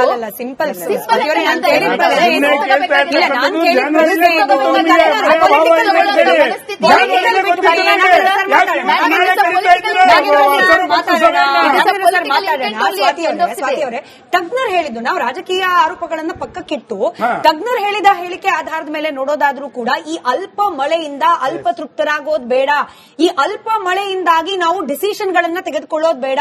ನೀರು ಹರಿಸುವ ಅನಿವಾರ್ಯತೆ ಇದೆ ಅನ್ನೋ ಮುಖ್ಯಮಂತ್ರಿಗಳ ಹೇಳಿಕೆ ಸರಿಯಲ್ಲ ಅನ್ನೋ ತಜ್ಞರ ಅಭಿಪ್ರಾಯ. ನಾನು ಅದಕ್ಕೆ ಕೇಳ್ತಾ ಇರೋದು, ಪೊಲಿಟಿಕಲ್ ಸ್ಟೇಟ್ಮೆಂಟ್ ಮಾಡ್ತಿದ್ದಾರೆ. ಅನಿವಾರ್ಯತೆ ಅನ್ನೋದಕ್ಕಿಂತ ಅವ್ರು ಮಾಡಿದ್ರು. ಕಾಂತಿ ಶೆಟ್ಟಿ ಅವರೇ ಪ್ಲೀಸ್ ಒಂದ್ ನಿಮಿಷ. ಅಲ್ಲ, ನೀರು ಹರಿಸುವಂತ ಅನಿವಾರ್ಯತೆ ಇದೆ ಅಂತ ಹೇಳಿದ್ದಲ್ಲ ಅವರು. ನೀರನ್ನ ಹಿಡಿದಿಟ್ಕೊಳ್ಳೋದಕ್ಕಾಗೋದಿಲ್ಲ ಅಂತ. It's a fact. ನೀರನ್ನ ಮೇಡಮ್, ಒಂದು ಗರಿಷ್ಠ ಮಟ್ಟ ತಲುಪಿದ ನಂತರ ನೀರನ್ನ ಹಿಡಿದಿಟ್ಕೊಳ್ಳೋದಕ್ಕಾಗೋದಿಲ್ಲ. ಅದನ್ನ ಸ್ವಾಭಾವಿಕವಾಗಿ ನಾವು ಹರಿಸಲೇಬೇಕಾಗತ್ತೆ. ರಾತ್ರೋರಾತ್ರಿ ದೇವೇಗೌಡರು ಏನೋ ಹೋರಾಟವನ್ನ ಮಾಡಿ ನೀರನ್ನ ಹರಿಸಿದ್ದಂತದ್ದನ್ನ ತಮಿಳುನಾಡಿಗೆ ನಾವು ನೋಡಿದೀವಿ. ಆದ್ರೆ ಅದ್ರ ಬಗ್ಗೆ ಸಂಪರ್ಕದಲ್ಲಿದ್ದಾರೆ ನಮ್ಮ ವೀಕ್ಷಕರು ದೂರವಾಣಿ. Nagendra sir calm down. ಎಲ್ಲರೂ ವಾಯ್ಸ್ ಆಫ್. ರಾಜು ಅಂತ ಹೇಳಿ ಸಕಲೇಶ್ಪುರದಿಂದ ನಮ್ಮ ವೀಕ್ಷಕರು ದೂರವಾಣಿ ಸಂಪರ್ಕದಲ್ಲಿದ್ದಾರೆ. ರಾಜು ಸರ್ ನಮಸ್ಕಾರ. ಮಾತಾಡಿ ಮೇಡಮ್. ನಾನು ಏನ್ ಹೇಳ್ತಾ ಇದ್ದೀನಿ ಅಂದ್ರೆ, ಇದು ಈ ಕಾಂಗ್ರೆಸ್ ಪಕ್ಷ ಅಂದ್ರೆ ಒಂಥರ ಕ್ಯಾನ್ಸರ್ ಇದ್ದಂಗೆ ನಮ್ಮ ದೇಶಕ್ಕೆ. ಸರ್, ಕಾವೇರಿ ನದಿ ನೀರಿನ ವಿಚಾರಕ್ಕೆ ಸಂಬಂಧಪಟ್ಟಂತೆ ನಿಮ್ಮ ಅಭಿಪ್ರಾಯಗಳಿರ್ಲಿ ಸರ್. ನನ್ನ ಅಭಿಪ್ರಾಯ ಏನಂದ್ರೆ, ಕಾಂಗ್ರೆಸ್ ಪಕ್ಷ ಯಾವ ದೇಶದಲ್ಲಿ ಯಾವ ರಾಜ್ಯದಲ್ಲಿ ಯಾವಾಗ ಅಧಿಕಾರಕ್ಕೆ ಬರ್ತಾ ಇಲ್ಲಿ ಬರಗಾಲ ಬರ್ತಿಲ್ಲ, ಪ್ರಳಯ ಆಗುತ್ತೆ. ಅದು ಕಾಂಗ್ರೆಸ್ನವರು. ಈಗ DK ಶಿವಕುಮಾರ್ ಅವರು ಬಂದು ಇದಾಯ್ತು ಅನ್ನೋದಲ್ಲ. ಸ್ವಾತಿ ಅವರೇ, ಪೂರ್ತಿ ಮಾತಾಡೋದು ಕೇಳಿಸ್ಕೊಂಡು ಆಮೇಲೆ ನೀವೇ ಉತ್ತರ ಕೊಡಿರಂತ ಹೇಳಿ ಮುಂದುವರಿಸಿ. ರಾಜು ಅವರೇ. ಕಾಂಗ್ರೆಸ್ ಪಕ್ಷ ಯಾವ ರಾಜ್ಯದಲ್ಲಿ ಯಾವ ದೇಶದಲ್ಲಿ ಎಲ್ಲಿ ನಮ್ಮ ದೇಶದಲ್ಲಿ ಬರಲಿ ರಾಜ್ಯದಲ್ಲಿ ಬರಲಿ ಆ ರಾಜ್ಯದಲ್ಲಿ ಬರಗಾಲ ಗ್ಯಾರಂಟಿ ಇಲ್ಲ ಪ್ರಳಯ ಗ್ಯಾರಂಟಿ.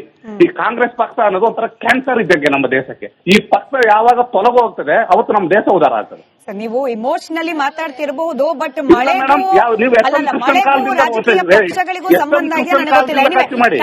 ಸ್ವಾತಿ ಅವ್ರು ನಿಮಗೆ ಉತ್ತರ ಕೊಡ್ತಾರೆ. ದಯಮಾಡಿ ಟಿವಿಯಲ್ಲಿ ಕೇಳಿಸ್ಕೊಳ್ಳಿ. 2000 ಏನು ಬಿಜೆಪಿ ಕೊಯಲಿಷನ್ ಸರ್ಕಾರವನ್ನು ಉರುಳಿಸಿ ಯಡಿಯೂರಪ್ಪನವರು ಮುಖ್ಯಮಂತ್ರಿ ಆದಂತಹ ಸಂದರ್ಭದಲ್ಲಿ 2019ರಲ್ಲಿ 2020ರಲ್ಲಿ ಕರ್ನಾಟಕದಲ್ಲಿ ಎಂದೂ ಕೇಳಿ ಕಂಡು ಅರಿಯದಂತ ನೆರೆ ಬಂದಿತ್ತು. ಅವತ್ತಿನ ದಿನ ಬಿಜೆಪಿ ಸರ್ಕಾರ ಅಸ್ತಿತ್ವದಲ್ಲಿತ್ತು. ದಯಮಾಡಿ ಪಕ್ಷಗಳನ್ನ ಪ್ರಕೃತಿಯನ್ನ ಹೋಲಿಕೆ ಮಾಡಿ ಮಾತಾಡುವಂತ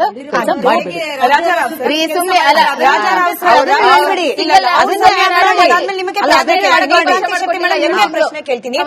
ರಾಜಾ ಸರ್, ಈಗ ನೀರನ್ನ ಹರಿಸದಲ್ಲೇ ಬೇರೆ ಆಪ್ಷನ್ನೇ ಇಲ್ಲ, ಹೆಚ್ಚಾಗಿ ನೀರು ಬಂದ್ಬಿಟ್ಟಿದೆ, ಹಿಂಗಾಗಿ ಕಬಿನಿಯಿಂದ ನಾವು ಆಚೆ ನೀರು ಬಿಡ್ಲೇಬೇಕು, ಪರ್ಯಾಯವಾಗಿ ವ್ಯವಸ್ಥೆ ಇಲ್ಲ ಅನ್ನೋ ಒಂದು ವಾದ ಇದೆ. ಇದನ್ನ ನೀವು ಒಪ್ತೀರಾ? ಇದು ಒಪ್ಪಲೇಬೇಕಾಗಿದ್ದು. It's natural phenomena. The intermediate catchment between Kabini, KRS and Biligundru is uncontrolled. No one can control. ಎಷ್ಟು ಮಳೆ ಬರುತ್ತೆ ಅಷ್ಟು ನೀರು ಹೋಗುತ್ತೆ. ಎಷ್ಟೋ ವರ್ಷ ನೀರೇ ಹೋಗಿಲ್ಲ, ಅದು ಕೂಡ ವಾಸ್ತವ. ಈಗ ಕಬಿನಿ ತುಂಬಿದೆ, ಹಿಡ್ಕೊಳ್ಳೋಕೆ ಸಾಧ್ಯವಿಲ್ಲ, ಆ ನೀರು ಹೋಗಲೇಬೇಕು. ಅದು 10,000 ಆಗ್ಬೋದು, 15,000 ಆಗ್ಬೋದು, ಎಷ್ಟಾದ್ರೂ ಆಗ್ಬೋದು, ಅಷ್ಟು ನೀರಂಕು ಹೋಗೇ ಹೋಗುತ್ತೆ. ಅದರ ಪರ್ಯಾಯವಾಗಿ ಬೇರೆ ಕಡೆಯಿಂದ KRS ಇಂದ ಬಿಡೋದ್ರಿಂದ ನಾವು ಕಮ್ಮಿ ಮಾಡ್ಕೋಬಹುದೇ ವಿನಃ ಇದನ್ನ ತಪ್ಪಿಸೋಕ್ಕಂತೂ ಸಾಧ್ಯವಿಲ್ಲ. ಇದು ಹೋಗೇ ಹೋಗುತ್ತೆ, ಹೋಗಲೇಬೇಕು. ಇದು ನ್ಯಾಚುರಲ್ ಫಿನಾಮಿನಾ. ಇದು ಕಾವೇರಿ ಕಬಿನಿಂದ ನೀರು ಬಿಡುವಂತದ್ದು ಈಗ ಅನಿವಾರ್ಯ. ಅದು ಯಾಕೆಂದ್ರೆ ತಡೆದಿಟ್ಕೊಳ್ಳೋಕ್ಕಾಗಲ್ಲ.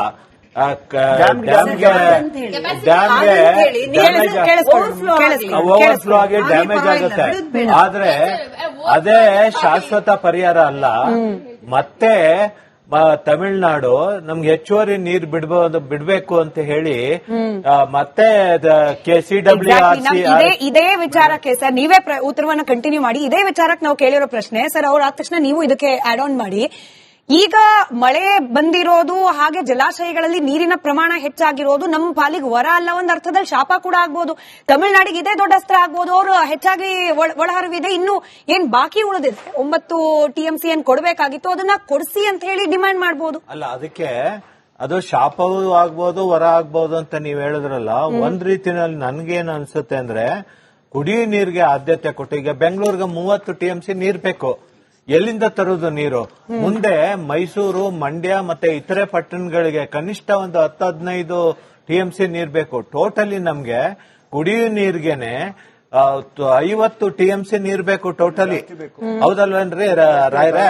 ಅದರಿಂದ 50 TMC ನೀರನ್ನ ನಾವು ಇವತ್ತು ಹಿಡಿದಿಟ್ಕೊಂಡು ಕುಡಿಯೋ ನೀರ್ಗೆ ಆದ್ಯತೆ ಕೊಟ್ಟು, ನಾಳೆ ನಾವು ಸುಪ್ರೀಂ ಕೋರ್ಟ್ ಹೋದ್ರು, ಇವತ್ತು ನಾಳೆ ಸರ್ವಪಕ್ಷಗಳ ಸಭೆ ಇದೆ. ಸುಪ್ರೀಂ ಕೋರ್ಟ್ ಅಕಸ್ಮಾತ್ ಮತ್ತೆ ತಮಿಳುನಾಡು ನೀರ್ ಕೇಳಿದ್ರೆ ಸುಪ್ರೀಂ ಕೋರ್ಟ್ ಹೋಗೋ ಚಾನ್ಸಸ್ ಇದೆ. ಕರ್ನಾಟಕ ಹೋದ್ರೆ ನಾವು ಅಲ್ಲಿ ಪ್ಲೀಡ್ ಮಾಡ್ಕೋಬೇಕಾಗಿರೋದು ಕುಡಿಯೋ ನೀರಿಗೆ ಆದ್ಯತೆಗೆ ನಮ್ಗೆ ಕೊಡಿ. ಜೊತೆಗೆ ತಮಿಳುನಾಡಿಗೆ ಬೆಳೆಗಳಿಗೆ ನೀರ್ ಬಿಟ್ಟ ಮೇಲೆ ಕರ್ನಾಟಕದಲ್ಲಿ ರೈತರ ಬೆಳೆಗಳು ಒಣಗ್ತಾ ಇದೆ, ಮಂಡ್ಯ ಮೈಸೂರು ಭಾಗದಲ್ಲಿ, ಅವ್ರಿಗೂ ಯಾಕೆ ನೀರ್ ಕೊಡಬಾರ್ದು ಅನ್ನೋ ಪ್ರಶ್ನೆನ ನಾವು ಎತ್ತಬೇಕಾಗುತ್ತೆ. ಅದಕ್ಕೆ CWRA ಮತ್ತು CWRC ಎರಡಕ್ಕೂ ಸ್ವತಂತ್ರವಾಗಿ ನಿರ್ಧಾರ ಮಾಡೋಕ ಅಧಿಕಾರ ಇಲ್ಲ. ಅವರು ಟ್ರಿಬ್ಯುನಲ್, ಸುಪ್ರೀಂ ಕೋರ್ಟ್ ಏನ್ ತೀರ್ಮಾನ ಮಾಡಿದೆ, ಟರ್ಮ್ಸ್ ಆಫ್ ರೆಫರೆನ್ಸ್ ಅಷ್ಟಕ್ಕೆ ಮಾತ್ರ ಸೀಮಿತ ಆಗಿರ್ತದೆ. ಅದರಿಂದ ಸಂಕಷ್ಟ ಸೂತ್ರ ರೂಪಿಸಲೇಬೇಕು. ಆ ಸಂಕಷ್ಟೃತ ಅನುಪಾತದ ಆಧಾರದಲ್ಲ, ಯಾವ ಅನುಪಾತ ಅನ್ನೋದ್ರ ಬಗ್ಗೆ ನಿರ್ದಿಷ್ಟವಾಗಿ ಆಗ್ಬೇಕು. ಎರಡೂ ರಾಜ್ಯಗಳು ಕರ್ನಾಟಕ, ತಮಿಳುನಾಡು ಕೂತು ಈಗೇನು ನಮ್ಮ ಮುಖ್ಯಮಂತ್ರಿಗಳು ತಮಿಳುನಾಡು ಮುಖ್ಯಮಂತ್ರಿಗಳನ್ನ ಆಹ್ವಾನ ಮಾಡಿ ಚರ್ಚೆ ಮಾಡಬೇಕು ಅಂತಾರೆ. ಆ ಚರ್ಚೆ ಬಹುಶಃ ಫಲಪ್ರದ ಆದ್ರೆ ಬಹುಶಃ ಈ ಹಿಂದಿನ ಒಪ್ಪಂದಗಳ ಅನುಸಾರ ಅಥವಾ ಈವನ್ ನಮ್ಮ ಇವರೇನ್ ಹೇಳಿದ್ದಾರೆ, ಕಾವೇರಿ ವಾಟರ್ ರೆಗ್ಯುಲೇಟರಿ ಕಮಿಟಿಯ ಅಧ್ಯಕ್ಷರು ಏನ್ ಹೇಳಿದ್ದಾರೆ, ಅದರ ಅನುಸಾರ ನೀವು ಚರ್ಚೆ ಮಾಡಿ ಎರಡೂ ರಾಜ್ಯಗಳು ಒಮ್ಮದ ಸೂತ್ರ ಮಾಡ್ಕೊಂಡು ಬನ್ನಿ, ನಮ್ಮನ್ನ ಅದರಂತೆ ನಾವು ಫಾಲೋ ಮಾಡ್ತೀವಿ ಅಂತ ಹೇಳಿದ್ದಾರೆ ಅವರು. ಓಕೆ, ಒಬ್ರು ಕಾಲರ್ ಇದ್ದಾರೆ, ನಾಗರಾಜ್ ಅಂತ ಹೇಳಿ ಬಂದೆ. ನಮಸ್ಕಾರ ನಾಗರಾಜ್ ಅವರೇ. ಹೇಳಿ ಸರ್, ಏನ್ ಹೇಳ್ತೀರಿ? ಕಾವೇರಿ ಇಲ್ಲ ಮುಂದುವರಿಸಿ. ಅದೇ ಮೇಡಮ್, ಇವಾಗ ನಮ್ಮ ಕಾಂಗ್ರೆಸ್ ಅವರು ಮೇಡಮ್ ಅವ್ರು ಏನೋ ಹೇಳ್ತಾ ಇದ್ರು, ಇದು ಕಾಂಗ್ರೆಸ್ ಸರ್ಕಾರ ಯಾವತ್ತು ಬಂದಿದೆ ಆ ವರ್ಷ ಎಲ್ಲ ಬರಗಾಲನೇ ಇದೆ. ರೈತರಿಗಂತೂ ಏನು ಉದ್ಧಾರ ಇಲ್ಲ. ಅದ್ರಲ್ಲಿ ಕಾಂಗ್ರೆಸ್ ಪಕ್ಷ ಬಂದಲ್ಲಿಂದ ರೈತರಿಗೆ ಏನು ಇಲ್ಲ, ಬರೀ ಬರಗಾಲದಲ್ಲೇ ಇದೆ. ಆಯ್ತಾ. ಮತ್ತೆ ಇವತ್ತು ಡಿ.ಕೆ. ಶಿವಕುಮಾರ್ ಹೇಳಿದ್ದಾರೆ ತಮಿಳ್ನಾಡವರು ಬದುಕಬೇಕಲ್ವಾ ಅಂತ ಹೇಳಿದ್ದಾರೆ. ಅಂದ್ರೆ ಕರ್ನಾಟಕದಲ್ಲಿ ಏನಾಗಬೇಕು, ಇವರು ತಮಿಳ್ನಾಡವರು ಬ್ರದರ್ಸ್ಗಳು ಬದುಕಬೇಕು, ಕರ್ನಾಟಕದಲ್ಲಿರೋರು ಏನಾಗಬೇಕು? ಆಯ್ತು. ನಿಮ್ಮ ಮೊದಲ ನೀವು ಮಾತನಾಡಿದ್ದನ್ನ ನಿಮ್ಮ ಅಭಿಪ್ರಾಯ ಅಂತ ಹೇಳಿ ತಿಳ್ಕೊಳ್ತಾ ಸರ್. ಎರಡನೆಯದನ್ನ ಪ್ರಶ್ನೆಯಾಗಿ ನಾನು ಸ್ವೀಕಾರ ಮಾಡ್ತೀನಿ. ಮುಂದಿನ ಹಂತದಲ್ಲಿ ಸ್ವಾತಿ ಅವರಿಂದ ಅದಕ್ಕೆ ಉತ್ತರ ಪಡ್ಕೊಳ್ಳೋ ಪ್ರಯತ್ನ ಮಾಡ್ತೀನಿ. ಥ್ಯಾಂಕ್ ಯು ನಾಗರಾಜ್ ಅವರೇ ಕರೆ ಮಾಡಿದ್ದಕ್ಕೆ. ರಾಜಾರಾಮ್ ಸರ್, ಇವಾಗ ಇನ್ನೊಂದು ವಾದ, ಅದಾದ್ಮೇಲೆ ನೀವೇ ಉತ್ತರ ಕೊಡಿ ಕಾಂತಿಶೆಟ್ಟಿ ಮೇಡಮ್. ಮತ್ತೊಂದು ವಾದ ಏನಿಂತೆ ಅಂತಂದ್ರೆ ಜೂನ್ ಹಾಗೆ ಜುಲೈ ತಿಂಗಳಲ್ಲಿ ತಮಿಳುನಾಡಿಗೆ ಒಡಿಟ್ ನ ಪ್ರಕಾರ ಹರಿಸಬೇಕಾಗಿತ್ತು ನೀರು, ಅಷ್ಟನ್ನ ಕರ್ನಾಟಕ ಹರಿಸಿಲ್ಲ, ಸಾಧ್ಯ ಆಗಿರ್ಲಿಲ್ಲ. ತಮಿಳುನಾಡು ಕೇಳಿದ್ರೆ 9 TMC ತನಕ ಕೇಳಬಹುದಾಗಿತ್ತು. ಆದ್ರೆ ಸದ್ಯಕ್ಕೆ 4.5 TMC ಕೊಡೋ ರೀತಿಯಲ್ಲಿ ಮಾತ್ರ ಆದೇಶ ಆಗಿದೆ. ಅಲ್ಲಿಗೆ ಇನ್ನೊಂದಷ್ಟು ನಮಗೆ ಉಳಿತಾಯನೇ ಆಗಿದೆ. ಹೀಗಾಗಿ CWMA ಆದೇಶ ಕರ್ನಾಟಕದ ಸೋಲಲ್ಲ, ಇನ್ಫ್ಯಾಕ್ಟ್ ಕರ್ನಾಟಕದ ಪರವಾಗಿದೆ ಅಂತ ಆರ್ಗ್ಯೂ ಮಾಡಿದ್ದನ್ನು ನಾನು ಕೇಳಿದ್ದೀನಿ ಸರ್. ಒಪ್ತೀರಾ ನೀವು ಇದನ್ನ? ಇಲ್ಲಮ್ಮ, ಇದಕ್ಕೆ ಮುಖ್ಯವಾಗಿ ಟ್ರಿಬ್ಯುನಲ್ CWMA CWRC ಸ್ಥಾಪನೆ ಮಾಡಿ 8 ವರ್ಷ ಆಯ್ತು. ಇದುವರೆಗೂ ಸಂಕಷ್ಟ ಸೂತ್ರ ಇದುವರೆಗೂ ಮಾಡಿಲ್ಲ. ಇಲ್ಲಿ ಮಾಡೋದಕ್ಕೂ ಭಾರಿ ಕಷ್ಟ ಇದೆ. ಪ್ರತಿಯೊಂದು ಬೇಸಿನಲ್ಲಿ ಒಂದೇ ರೀತಿ ಮಳೆ ಇರುತ್ತೆ, ಅದಕ್ಕೆ ಬಹಳ ಸುಲಭ ಸಂಕಷ್ಟ ಸೂತ್ರ ಮಾಡೋದು. ಇಲ್ಲಿ ಕರ್ನಾಟಕ ಸಂಬಂಧಪಟ್ಟಂಗೆ ಸೌತ್ ಈಸ್ಟ್ ಮಾನ್ಸೂನ್, ತಮಿಳುನಾಡಿಗೆ ಸಂಬಂಧಪಟ್ಟಂಗೆ ನಾರ್ತ್ ಈಸ್ಟ್ ಮಾನ್ಸೂನ್. ಸೊ ಹೀಗಾಗಿ ಬಹುಶಃ ಇದಕ್ಕೆ ಒಂದು ತಜ್ಞರ ಕಮಿಟಿ CWCನೇ ಕಾನ್ಸ್ಟಿಟ್ಯೂಟ್ ಮಾಡಬೇಕು. ಇದಕ್ಕೆ ನಾವು ಸುಪ್ರೀಂ ಕೋರ್ಟ್ ಮೊರೆ ಹೋಗಿ ಸ್ವಾಮಿ ಇವ್ರಿಗೂ ಒಂದು ಡೈರೆಕ್ಷನ್ ಕೊಡಿ, ಮುಂದಿನ ಸಭೆ ಕರೆಯೋದ್ರೊಳಗೆ ಈ ಸಂಕಷ್ಟ ಸೂತ್ರ ಅನೌನ್ಸ್ ಮಾಡಿ ಅಂತ ಒಂದು ನಿರ್ದೇಶನ ಕೊಡಿಸದೆ ಹೋದ್ರೆ ಪ್ರತಿ ಸಂಕಷ್ಟ ವರ್ಷ ನಾವು ಚರ್ಚೆ ಮಾಡ್ತೀವಿ, ಮುಂದೆ ಹೋಗ್ತೀವಿ. ಈ ಸಂಕಷ್ಟ ಸೂತ್ರ ಮುಂದೆ ನಾವು ಎಂದೂ ಕಾಣೋದಿಲ್ಲ. ಇದನ್ನ ಮೊದಲು ನಮ್ಮ ಸರ್ಕಾರ ಸುಪ್ರೀಂ ಕೋರ್ಟ್ ಮುಂದೆ ಮೊರೆ ಹೋಗಿ ಇದನ್ನ ಒಂದು ಸಂಕಷ್ಟ ಸೂತ್ರ ದಯವಿಟ್ಟು ಹಾಕಿಸಿ ಅಂತಂದು ಅವರಿಗೆ ಡೈರೆಕ್ಷನ್ ಕೊಡಿಸು, ಟೈಮ್ ಲಿಮಿಟ್ ಮಾಡಬೇಕು. ಅದು ಮಾಡಿದ್ರೇನೆ ಇದಕ್ಕೆ ಮುಂದೆ ಪರಿಹಾರ ಸಿಗತ್ತೆ. ಆ ಸಂಕಷ್ಟ ಸೂತ್ರ 2 ರಾಜ್ಯಗಳು ಫಾಲೋ ಮಾಡಬೇಕು. ಆಮೇಲೆ ಮೇಡಮ್ ಹೇಳಿದ್ರು, ಮೇಡಮ್ ಈ 28 ವರ್ಷ ಏನು ಕಾವೇರಿಯಲ್ಲಿ ಹೋರಾಟ ಆಡಿದ್ದೀವಿ, ಆ 28 ವರ್ಷದಲ್ಲಿ ಸುಮಾರು ನಮಗೆ 28 TMC ನೀರು ಹೆಚ್ಚಿಗೆ ಸಿಕ್ಕಿದೆ. ಇಂಟ್ರೀಮ್ ಅವಾರ್ಡ್ ಅಲ್ಲಿ 205, 2007 ಅವಾರ್ಡ್ ಅಲ್ಲಿ 192, ಸುಪ್ರೀಂ ಕೋರ್ಟ್ 2018 177. ಇಷ್ಟು ನೀರು ಕಮ್ಮಿ. ಅಲ್ಲಿಗೆ ನ್ಯಾಯ ಯಾರ ಕಡೆ ಇದೆ ಎಂಬುದು ಪೂರ್ತಿ ಕಣ್ಣಿಗೆ ಕಾಣುತ್ತೆ, ಯಾರೂ ಹೇಳಬೇಕಾಗಿದ್ದಿಲ್ಲ. ಅಷ್ಟು 205ರಿಂದ 177ಕ್ಕೆ ಇಳಿಸಿದ್ದೀವಿ ಅಂದ್ರೆ ತಮಿಳುನಾಡು ನಮ್ಮ ಮೇಲೆ ಗೂಬೆ ಕುಡಿಸ್ತಾ ಇತ್ತು. ಎಲ್ಲಾ ನೀರು ಹಿಡ್ಕೊಂಡ್ಬಿಡ್ತಿದ್ದಾರೆ, ನಮಗೆ ಬಿಡ್ತಾನೆ ಇಲ್ಲ ಅಂತ. ಈಗ ಅವ್ರ ಕಳ್ಳರು ಅವರೇ ಹೊರಗೆ ಬಂದ್ರು, ಯಾರು ಜಾಸ್ತಿ ಯೂಸ್ ಮಾಡ್ತಿದ್ದಾರೆ ಎಂಬುದು ಆಯ್ತು. ಸೊ ಸಂಕಷ್ಟ ಸೂತ್ರ ಮೊದಲು ಮಾಡಬೇಕು. ಆಮೇಲೆ ಇನ್ನೂ ನೀವುಗಳು ಇಲ್ಲೆಲ್ಲ ಪೊಲಿಟಿಕಲ್ ಪಾರ್ಟೀಸ್ಗೆ ಸಂಬಂಧಪಟ್ಟಿದ್ದೀರಿ, 1-2 ವಿಷಯ ನಾವು ಸರಿಯಾಗಿ ಡಿಸ್ಕಸ್ ಮಾಡಿಲ್ಲ. ಸ್ವಾಮಿ ದಯವಿಟ್ಟು ಅರ್ಥ ಮಾಡ್ಕೊಳ್ಳಿ, ಈ ಟ್ರಿಬ್ಯುನಲ್ ಏನು ನಮಗೆ ನೀರು ಕೊಟ್ಟಿದೆ, ಯಾವ ರಿಸರ್ವಾಯರ್ಲ್ಲೂ 100% ನೀರು ಕೊಟ್ಟಿಲ್ಲ. 30, 40, 50 ಕಬಿನಿ ಒಳಗಂತೂ 89% ನೀರು ಕಮ್ಮಿ ಮಾಡಿದ್ದಾರೆ. ನಾವು 65 TMC ಕೇಳಿದ್ವಿ, ಅವರು 11.99 TMC ನೀರು ಕೊಟ್ಟಿದ್ದಾರೆ. ಸೊ ಎಲ್ಲ ರಿಸರ್ವಾಯರಲ್ಲೂ ನೀರು ಕಮ್ಮಿ ಅಂದ್ರೆ ನಮ್ಮ ಬೆಳೆಗೆ ಏಟು ಬಿಟ್ಟು ಅಂತಲೇ ಅರ್ಥ. ಅದಕ್ಕನ್ನ ಮುಖ್ಯವಾಗಿ ನೀವೆಲ್ಲ ಗಮನಿಸಬೇಕಾದ್ದು, ಕಾವೇರಿ ಬೇಸಿನಲ್ಲಿ ಕೇವಲ 40,000 ಎಕರೆ ಕಬ್ಬು ಬೆಳೆಯೋದಕ್ಕೆ ಮಾತ್ರ ನಮಗೆ ನೀರಿರೋದು 13 TMC. ಇದನ್ನ ದಯವಿಟ್ಟು ಕೇಳಿ. ಅವಾಗ ಒಂದೇ ಒಂದು ಶುಗರ್ ಫ್ಯಾಕ್ಟರಿ ಇತ್ತು, ಇವತ್ತು 8 ಶುಗರ್ ಫ್ಯಾಕ್ಟರಿ ಇದೆ. 8 ಶುಗರ್ ಫ್ಯಾಕ್ಟರಿಗೂ 35,000ರಿಂದ 40,000 ಎಕರೆಯಲ್ಲಿ ಕಬ್ಬು ಬೆಳೆದು ಕೊಡ್ತಾ ಇದ್ದೀವಿ. ಒಂದೊಂದು ಶುಗರ್ ಫ್ಯಾಕ್ಟರಿಗೆ ಎಷ್ಟು ಶುಗರ್ ಕೇನ್ ಏರಿಯಾ ಅಂತಂದು ಗೆಜೆಟ್ ನೋಟಿಫಿಕೇಶನ್ ಇದೆ, ಅದನ್ನ ದಯವಿಟ್ಟು ನೋಡಿದ್ರೆ ನಿಮಗೆ ಅರ್ಥ ಆಗುತ್ತೆ. ಅಂದ್ರೆ ನಾವು ಈಗ 7ರಿಂದ 8 ಪಟ್ಟು ನೀರು ಜಾಸ್ತಿ ಉಪಯೋಗಿಸ್ತಾ ಇದ್ದೀವಿ, ನಮಗೆ ನೀರಿನ ಹೊಡ್ತಾ ಇದೆ. 14 ಲಿಫ್ಟ್ ಇರಿಗೇಷನ್ ಸ್ಕೀಮು ನಿಂತಿದೆ ಗೋರಿಗಳಾಗಿ, ಅದಕ್ಕೆ ನೀರಿಲ್ಲ. ದುಡ್ಡು ಖರ್ಚು ಮಾಡಿದ್ದೀವಿ, ರೈತರಿಗೆ ಆಸೆ ಹುಟ್ಟಿಸಿದ್ದೀವಿ. ದಯವಿಟ್ಟು ಅದಕ್ಕೆ ನೀರು ಎಲ್ಲಿಂದ ತರ್ತೀರಾ? ಮೊದಲು ನಿಮ್ಮ ನಾಯಕರಿಗೆ, ನಿಮ್ಮ ಸರ್ಕಾರಕ್ಕೆ ಕೇಳಿ, ಸ್ವಾಮಿ ಇದಕ್ಕೆ ಮೊದಲು ನೀರು ಹುಡುಕಿ, ಎಲ್ಲಿಂದ ತರ್ತೀರಾ ಹುಡುಕಿ.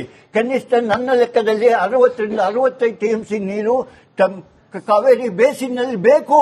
ಇವ್ರನ್ನೆಲ್ಲಾದ್ರೂ ತೃಪ್ತಿ ಪಡಿಸಬೇಕಾದ್ರೆ ಅದು ಬಿಟ್ಟು ಮೈನರ್ ಇರಿಗೇಷನ್ಗೆ 1 ಚುಕ್ಕೆ ನೀರು ಕೊಟ್ಟಿಲ್ಲ, ಅವ್ರು ಸಾಯ್ಬೇಕಾ?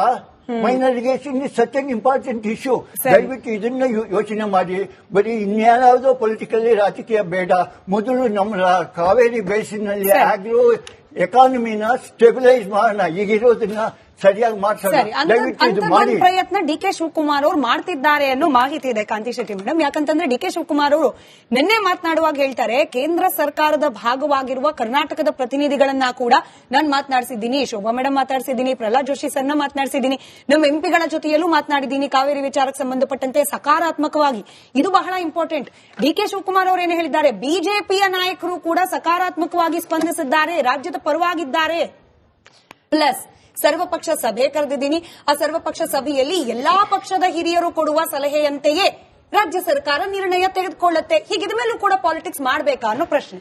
ಇವಾಗ ಡಿ ಕೆ ಶಿವಕುಮಾರ್ ಅವರು ಈ ಒಂದು ಇದನ್ನು ನಿರ್ವಹಣೆ ಮಾಡಿದವರು, ಅವರಿಂದ ಕರ್ನಾಟಕದ ಜನ ಜಾಸ್ತಿ ಎಕ್ಸ್ಪೆಕ್ಟ್ ಮಾಡ್ತಿದ್ದಾರೆ. ಯಾಕಂದ್ರೆ ಇಷ್ಟು ವರ್ಷದ ದಶಕಗಳಿಂದ ಕಾವೇರಿ ಇದು ಮಾಡ್ಕೊಂಡೇ ಬಂದಿದ್ದು, ಅಟ್ಲೀಸ್ಟ್ ಈ ಸರಿ ಆದ್ರೂ ಏನಾದ್ರು ಒಂದು ಪರ್ಯಾಯ ಸೂತ್ರ ಸಿಗುತ್ತಾ ಅಂತ. ಈಗ ತಜ್ಞರು ಒಂದು ಮಾತು ಮಾತಾಡಿದ್ರು, ಅನುಪಾತ ಇದರಲ್ಲಿ ನೀರು ಬಿಡುಗಡೆ ಆಗುತ್ತೆ ಅಂತ. ಒಂದು ನನ್ಗೆ ಡೌಟ್ ಇಲ್ಲಿ ಕೇಳಲೇಬೇಕು, ನಮ್ಮ ಹತ್ರ ಇಷ್ಟು ಈಗ ಇವತ್ತು ನಿನ್ನೆ ಮಳೆ ಬಂದಿದೆ, ಪಕ್ಕಕ್ಕಿರೋಣ. ಇದಕ್ಕಿಂತ ಮೊದಲು KRS ಇದ್ದ ಪರಿಸ್ಥಿತಿ ಏನಿತ್ತು, 17 TMC ನೀರಿತ್ತು. ಆತರ ಇರುವಾಗ ಅನುಪಾತ ಅಡಿಯಲ್ಲಿ ಅವರಿಗೆ 3,500 ಕ್ಯೂಸೆಕ್ಸ್ ನೀರು ಬಿಡಿ ಅಂತ ಆದೇಶ ಹೆಂಗ್ ಬಂತು? ನಮ್ಮವ್ರು ಹಾಗಾದ್ರೆ ವಸ್ತುಸ್ಥಿತಿಯನ್ನ ಸರಿಯಾಗಿ ಕೊಟ್ಟಿಲ್ಲ. ಇವತ್ತು ನಾನು ರಿಪಬ್ಲಿಕ್ ಚಾನೆಲ್ಗೆ ಧನ್ಯವಾದ ಹೇಳ್ತೀನಿ. ಇವತ್ತು ನೀವು ವಸ್ತುಸ್ಥಿತಿನ ಏನೋ ರಿಯಾಲಿಟಿ ಚೆಕ್ ಮಾಡಿದ್ರೆ ಖಂಡಿತ ಅದು ನಿಜಕ್ಕೂ ಒಳ್ಳೆ ವಿಷಯ, ಅದು ಅಪ್ರಿಶಿಯೇಟ್ ಮಾಡ. ಆದ್ರೆ ನಾನು ಇವತ್ತು ಹೇಳ್ತಿರೋದಿಲ್ಲ, ಅನುಪಾತದ ಅಡಿಯಲ್ಲಿ ಅವರು ಆದೇಶ ಮಾಡಿದ್ರೆ ಕರ್ನಾಟಕದ ಪರಿಸ್ಥಿತಿ ಕುಡಿಯಕ್ಕೆ ನೀರು ನೋಡಿ, ಕರ್ನಾಟಕದಲ್ಲಿ ಬರ ಇದೆ. ಈ ಕಡೆಯಿಂದ ಜಾನುವಾರುಗಳಿಗೆ ಮೇವಿಲ್ಲ, ಈ ಕಡೆಯಿಂದ ಜಾನುವಾರುಗಳಿಗೆ ಪರಿಹಾರವನ್ನು ಕೊಟ್ಟಿಲ್ಲ, ಈ ಕಡೆಯಿಂದ ರೈತರ ಬಗ್ಗೆ ಕಾಳಜಿನೇ ಇಲ್ಲ. ಇಲ್ಲಿ 1,200 ಕೋಟಿ ಬರ ಏನು ಪರಿಹಾರ ಕೊಡಬೇಕಾಗಿತ್ತು, ಬೆಂಬಲ ಬೆಲೆ ಕೊಡಬೇಕಂತ ಅದು ಇಲ್ಲ. ಜಾನುವಾರುಗಳ ಪರಿಹಾರ 62 ಕೋಟಿ ಕೊಡಬೇಕಾಗಿತ್ತು, ಅದು ಇಲ್ಲ. ರೈತರಿಗೆ ಮರಣಶಾಸ್ತ್ರ. ಇವತ್ತು ಮಳೆ ಬಂದಿದೆ, ಅದರ ಬಗ್ಗೆ ಮಾತಾಡೋಣ. ನಾವು ಅದರ ಬಗ್ಗೆ ನೋಡಿ, ಓವರ್ಫ್ಲೋ ಆಗಿ ನೀರು ಹೋಗ್ತಾ ಇದೆಯಾ, ನಾವು ಅದಕ್ಕೆ ತಕರಾರಿಲ್ಲ, ಹೋಗ್ಲಿ. ನಾವು ಬಿಡುವ ಕತೆ ಬೇಡ, ಯಾಕಂದ್ರೆ ನಾವು ಸಂಗ್ರಹಣೆ ಮಾಡಲೇಬೇಕು, ನೀರು ಬೇಕೇ ಬೇಕು. ಕಾವೇರಿ ನಮ್ಮ ಹಕ್ಕು. ನಾವು ನಿನ್ನೆ ಮೊನ್ನೆ ಏನ್ ಹೇಳ್ತಾ ಇದೀವಿ, ಒಂದು ತೊಟ್ಟು ನೀರು ಬಿಡಬೇಡಿ ಅಂತ ಹೇಳ್ತೇವೆ. ಹೌದು, ಪ್ರಕೃತಿ ನೀರು ಮಳೆ ಬಂದಿದೆ, ಓವರ್ಫ್ಲೋ ಆಗ್ಲಿ, ಅದ್ರ ಬಗ್ಗೆ ನಾವು ತಕರಾರಿಲ್ಲ. ಇವತ್ತು ನೀವು ಅನುಪಾತದ ಅಡಿಯಲ್ಲಿ, ನಮ್ಮ ತಜ್ಞರು ತಿಮ್ಮೇಗೌಡರು ಹೇಳಿದ್ರು, ಯಾವ ತರ ಅದು ಅನುಪಾತದ ಅಡಿಯಲ್ಲಿ ಅಂತ ಹೇಳಿದ್ರೆ ಅರ್ಥ ಆಯ್ತು ಸರ್, ಅರ್ಥ ಆಯ್ತು. ಆ ತರ ಇದ್ದಾಗ ಇಲ್ಲಿಗ ನಾವು ಎಷ್ಟು 29 TMC ನೀರು ಬೆಂಗಳೂರಿಗೆ ಬೇಕು ಕುಡಿಯಕ್ಕೆ ಅಂದಾಗ, ಟೋಟಲ್ 40 TMC ನೀರು ಬೆಂಗಳೂರು ಮಂಡ್ಯ ಕುಡಿಯಕ್ಕೆ ನೀರು ಬೇಕು. ನಮ್ಮ ಹತ್ರ ಇರುವಾಗ KRS ಅಲ್ಲಿ ಇದ್ದದ್ದು ಕೇವಲ 17 TMC ನೀರು ನಿನ್ನೆ ಮೊನ್ನೆ ತನಕ. ಅಂತದ್ರಲ್ಲಿ ನಾವು ದಿನಕ್ಕೆ 3,500 ಕ್ಯೂಸೆಕ್ಸ್ ತಮಿಳುನಾಡು ಬಿಡಿ ಅಂತ ಆದೇಶ ಕೊಡ್ತಾರಂದ್ರೆ ಯಾವ ಅನುಪಾತದ ಮೇಲೆ ಆದೇಶ ಕೊಟ್ಟರು? ನಿಮ್ಗೆ ಕಾಂತಿ ಶೆಟ್ಟಿ ಮೇಡಮ್ ಅವ್ರು ಮುಗಿಸ್ಲಿ. ಸ್ವಾತಿ ಅವರೇ, ನೀವು ಕೌಂಟರ್ ಮಾಡಿರಂತೆ, ಇದು ಹೆಚ್ಚುವರಿಯಾಗಿ ನೀರು ಬಿಡಿ ಅನ್ನೋ ಆದೇಶ ಅಲ್ಲ, ಈ ರೀತಿ ತಪ್ಪು ಮೆಸೇಜ್ ಹೋಗಬಾರ್ದು ವೀಕ್ಷಕರಿಗೆ ಅನ್ನೋ ಕಾರಣಕ್ಕೆ. ನಾನು ತಪ್ಪಿದ್ರೆ ಕರೆಕ್ಟ್ ಮಾಡಿ, ತಿಮ್ಮೇಗೌಡ ಸರ್ ಅಥವಾ ರಾಜಾರಾವ್ ಸರ್ ಕರೆಕ್ಟ್ ಮಾಡಬಹುದು. ತಮಿಳುನಾಡಿನ ಪಾಲಿಗೆ ನಾವು ಬಿಡಬೇಕಾಗಿದ್ದ ನೀರಿನ ಪ್ರಮಾಣ ನಾವು ಬಿಟ್ಟಿಲ್ಲ. ಹೀಗಾಗಿ ತಮಿಳುನಾಡು ಏನ್ ಹೇಳ್ತಿದೆ, ನಮಗೂ ಸಂಕಷ್ಟ ಇದೆ, ನಮಗ್ ಬಿಡಬೇಕಾದನ್ನ ಬಿಡೋಕ್ ಹೇಳಿ ಅಂತ ಹೇಳಿ ಬಿಡಬೇಕಾದ ಪ್ರಮಾಣದಲ್ಲೂ ಕಮ್ಮಿ ಮಾಡಿಬಿಟ್ಟಿ ಕೊಡುವಂತ ಆದೇಶ ಅಂತ ಹೇಳಿರೋದು. ಹೊಸದಾಗಿ ಹೆಚ್ಚುವರಿಯಾಗಿ ಕೊಡಿ ಅಂತ ಹೇಳಿಲ್ಲ. I agree. ಕರ್ನಾಟಕದ ಸಿಎಂ ಇಲ್ಲಿಯ ರೈತರಿಗೆ ಹೇಳ್ತಾರೆ, ಇನ್ನೊಂದು ಬೆಳೆ ಬೆಳೆಯುವ ಮೊದಲು ಯೋಚನೆ ಮಾಡಿ ಬರಗಾಲ ಇದೆ ಅಂತಾರೆ. ಆದ್ರೆ ತಮಿಳುನಾಡಿನ ಸಿಎಂ ಅವರಲ್ಲಿ ಬೆಳೆ ಬೆಳೆಯಿರಿ, ಮೂರನೇ ಬೆಳೆಗೆ ನೀರು ಕೊಡಿ ಅಂತ ಹೇಳ್ತಾರೆ. ಇದು ಯಾವ ದ್ವಂದ್ವತೆ? ಇದೇನಕ್ಕೆ ದ್ವಂದ್ವತೆ? ಇಲ್ಲಿಯ ರೈತರಿಗೆ ಯಾವತ್ತಿದ್ರು ಇದು ರೈತ ವಿರೋಧಿ ಸರ್ಕಾರನೇ. ಸರಿ, ಸ್ವಾತಿ ಅವರು ಇದಕ್ಕೆ ರಿಯಾಕ್ಟ್ ಮಾಡ್ಲಿ. ಈ ಪ್ರಶ್ನೆನ 2-3 ಬಿಜೆಪಿ ವಕ್ತಾರರು, ನಾಯಕರು ರಿಪೀಟೆಡ್ಲಿ ಕೇಳಿದ್ದಾರೆ. ಸ್ವಾತಿ ಅವರೇ, ತಮಿಳುನಾಡಿನಲ್ಲಿ ಮುಖ್ಯಮಂತ್ರಿಗಳು ಅಥವಾ ರಾಜಕಾರಣಿಗಳು ಪ್ರದರ್ಶನ ಮಾಡುವಂತಹ ಅಲ್ಲಿನ ರಾಜ್ಯದ ಜನರ ಪರವಾಗಿನ ಬದ್ಧತೆ, ಹಿತಾಸಕ್ತಿಯನ್ನ ನಮ್ಮ ರಾಜ್ಯದ ರಾಜಕಾರಣಿಗಳು ತೋರಿಸ್ತಿಲ್ಲ ಅನ್ನೋ ಒಂದು ಅಲ್ಲ. ತಮಿಳುನಾಡಿನ ಮುಖ್ಯಮಂತ್ರಿಗಳು ಪ್ರದರ್ಶನ ಮಾಡತಾರ ಅಂತಂದ್ರೆ, ಅಂದಿನ ಮುಖ್ಯಮಂತ್ರಿ ಆದಂತ ಜಯಲಲಿತಾ ಅವರು ಉಪವಾಸ ಸತ್ಯಾಗ್ರಹವನ್ನ ಕೂತಿದ್ರು. ಸೊ ಅವರಿಗೆ ನೀರ್ ಬೇಕು ಅಂತ ಉಪವಾಸ ಸತ್ಯಾಗ್ರಹವನ್ನ ಕೂತಿದ್ರು. ಆದ್ರೆ ನಾವಿಲ್ಲಿ ನೀರ್ ಕೊಡುವಂತಹ ಪರಿಸ್ಥಿತಿಯಲ್ಲಿರುವಂತದ್ದು ಸ್ಮಿತಾ ಅವರೇ, ನಿಮಿಷ ಕಾಂತಿ ಅವರೇ, ನಮ್ಮ ಧೋರಣೆಯನ್ನ, ನಮ್ಮ ಒಂದು ರಾಜ್ಯ ನಿಷ್ಠೆಯನ್ನ, ನಾವು ನೀರನ್ನ ಹರಿಸದೇ ಇರೋ ಮೂಲಕ ತೋರಿಸ್ತಾ ಇರುವಂತದ್ದು.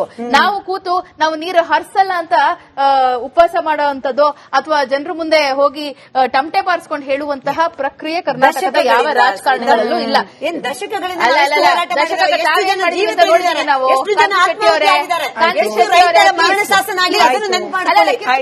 ಇವತ್ತು ಮಳೆ ಬಂದಿದೆ, ಅದರ ಬಗ್ಗೆ ಮಾತಾಡಬೇಡಿ. ಅನೇಕ ದಶಕಗಳಿಂದ ಈ ಕಾವೇರಿ ಈಗ ನೀವು ಡಿ ಕೆ ಶಿವಕುಮಾರ್ ಅವರ ಬಗ್ಗೆ ಹೇಳಿದ್ರೆ ಮಾತಾಡಿದ್ವಿ 3 ವರ್ಷದ ಹಿಂದೆ ಮೇಕೆದಾಟು ಬಗ್ಗೆ ಒಂದು ಕಲ್ಲು ಅಲುಗಾಡಿಲ್ಲಲ್ಲ, ಅದನ್ನ ಪರಿಷ್ಕರಣೆ ಮಾಡಿದಂತ ಒಂದು DPR ಕೂಡ ಇದುವರೆಗೆ ಬಂದಿಲ್ವಲ್ಲ, ಅದ್ರ ಬಗ್ಗೆ ಮಾತಾಡಿ. ಕೇಳಿಸ್ಕೊಂಡ್ವಿ. ಇವಾಗ ಅವರು ಏನ್ ಮಾಡಿದ್ರು ಅನ್ನೋದು ರಾಜ್ಯದ ಜನತೆ ನೋಡಿದ್ದಾರೆ.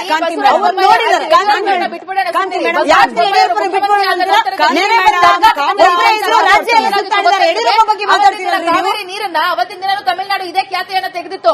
ಅವರು ಲೀಗಲ್ ಎಕ್ಸ್ಪರ್ಟ್ ಅಲ್ವಪ್ಪ, ಬಿಟ್ಬಿಡೋಣ. ಎಲ್ಲಾ ಪಕ್ಷದ ನಾಯಕರ ಬಗ್ಗೆನೂ ಬಿಟ್ಬಿಡೋಣ. ಕರ್ನಾಟಕದಲ್ಲಿ ಮಾಜಿ ಮುಖ್ಯಮಂತ್ರಿ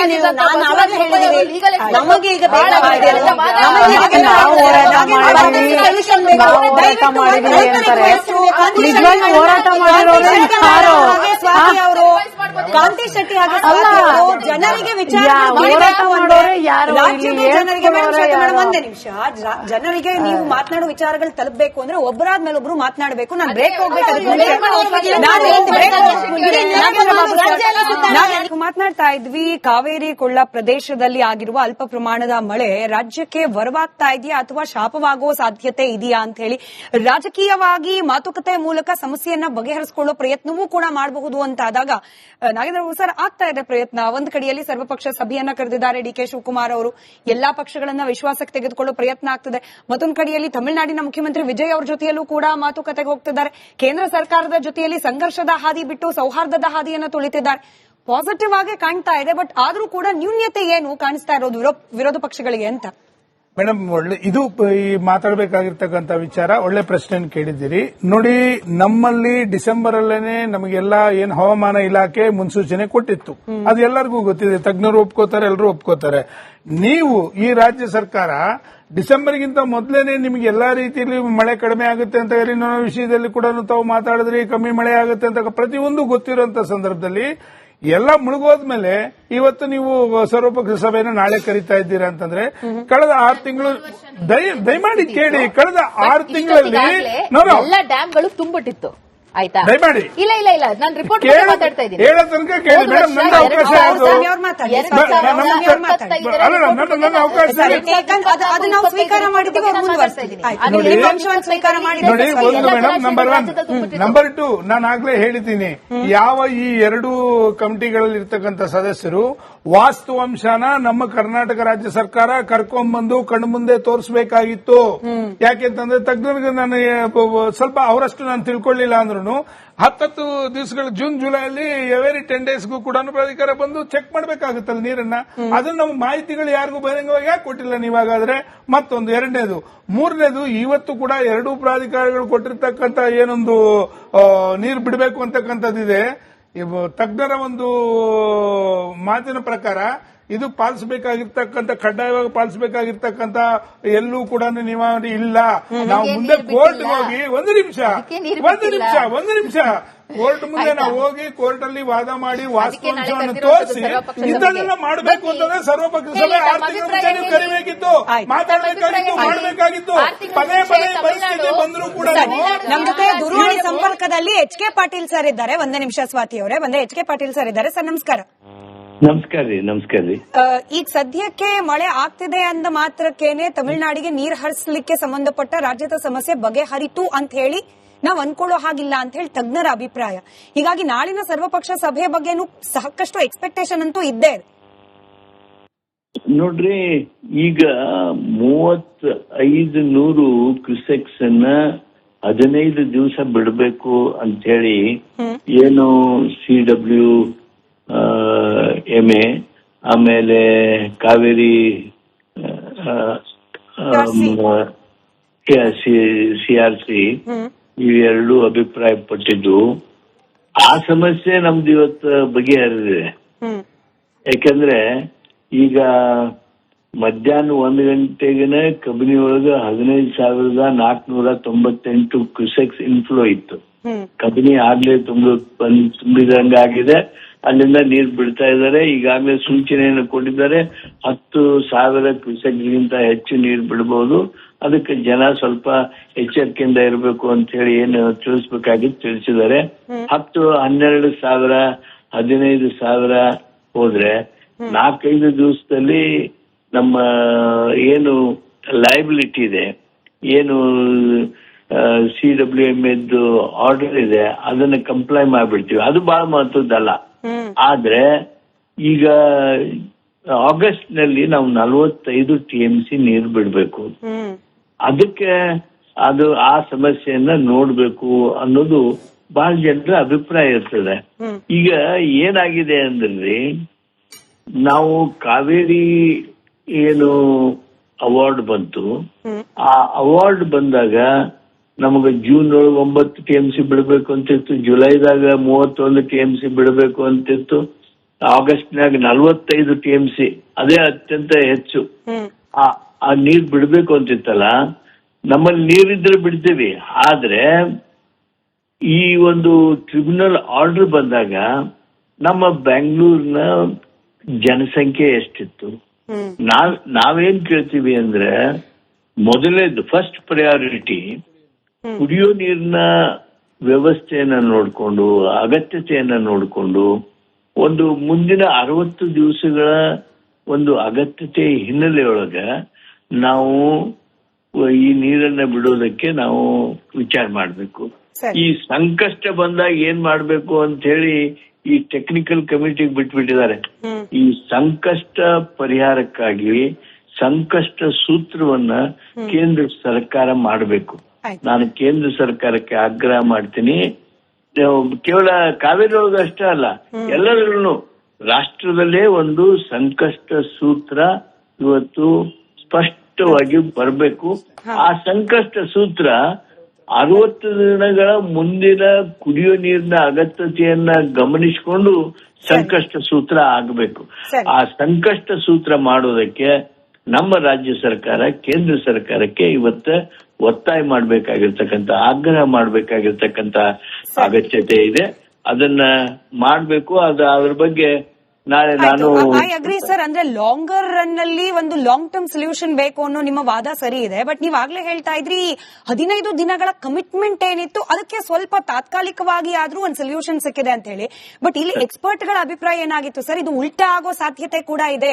ತಮಿಳುನಾಡು ಈಗ ಬಾಕಿ ಏನ್ ಜೂನ್ ಜುಲೈ ತಿಂಗಳದ ಬಾಕಿ ಇತ್ತು ನೀರು, ಈಗ ಎನಿವೆ ಕಬಿನಿ ತುಂಬಿದೆ, ಹಾರಂಗಿ ತುಂಬ್ತಾ ಇದೆ, ಹೇಮಾವತಿ ತುಂಬ್ತಾ ಇದೆ, ಕರ್ನಾಟಕದಲ್ಲಿ ನೀರಿದೆ, ಇನ್ನೂ ಹೆಚ್ಚಿಗೆ ಬಿಡಕ್ ಹೇಳಿ, ನಮಗ್ ಬರ್ಬೇಕಾದ ನೀರನ್ನು ಕೊಡ್ಲಿಕ್ಕೆ ಹೇಳಿ ಅಂತ ಕೂಡ ಸುಪ್ರೀಂ ಕೋರ್ಟ್ ಇನ್ ಕೇಸ್ ನಾಳೆ ರಾಜ್ಯ ಸರ್ಕಾರ ಹೋದ್ರೆ ತಮಿಳುನಾಡು ವಾದ ಮಂಡಿಸೋ ಸಾಧ್ಯತೆ ಇದೆ. ಹೀಗಾಗಿ ಇದು ತಾತ್ಕಾಲಿಕ ರಿಲೀಫ್ ಅಲ್ಲ, ಮುಂದಿನ ದಿನಗಳಲ್ಲಿ ದೊಡ್ಡ ಸಮಸ್ಯೆ ಆಗೋ ಸಾಧ್ಯತೆ ಅಂತ.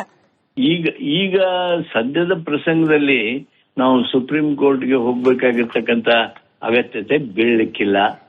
ನಾಳೆ ಆದ್ರೂ ಅದ್ರ ಬಗ್ಗೆ ತಾಂತ್ರಿಕವಾಗಿ ಹಾಗೂ ಕಾನೂನು ತಜ್ಞರ ಜೊತೆಗೆ ನಾಳೆ ಚರ್ಚೆ ಮಾಡಿ ಒಂದು ನಿರ್ಣಯಕ್ಕೆ ಬರ್ತೀವಿ.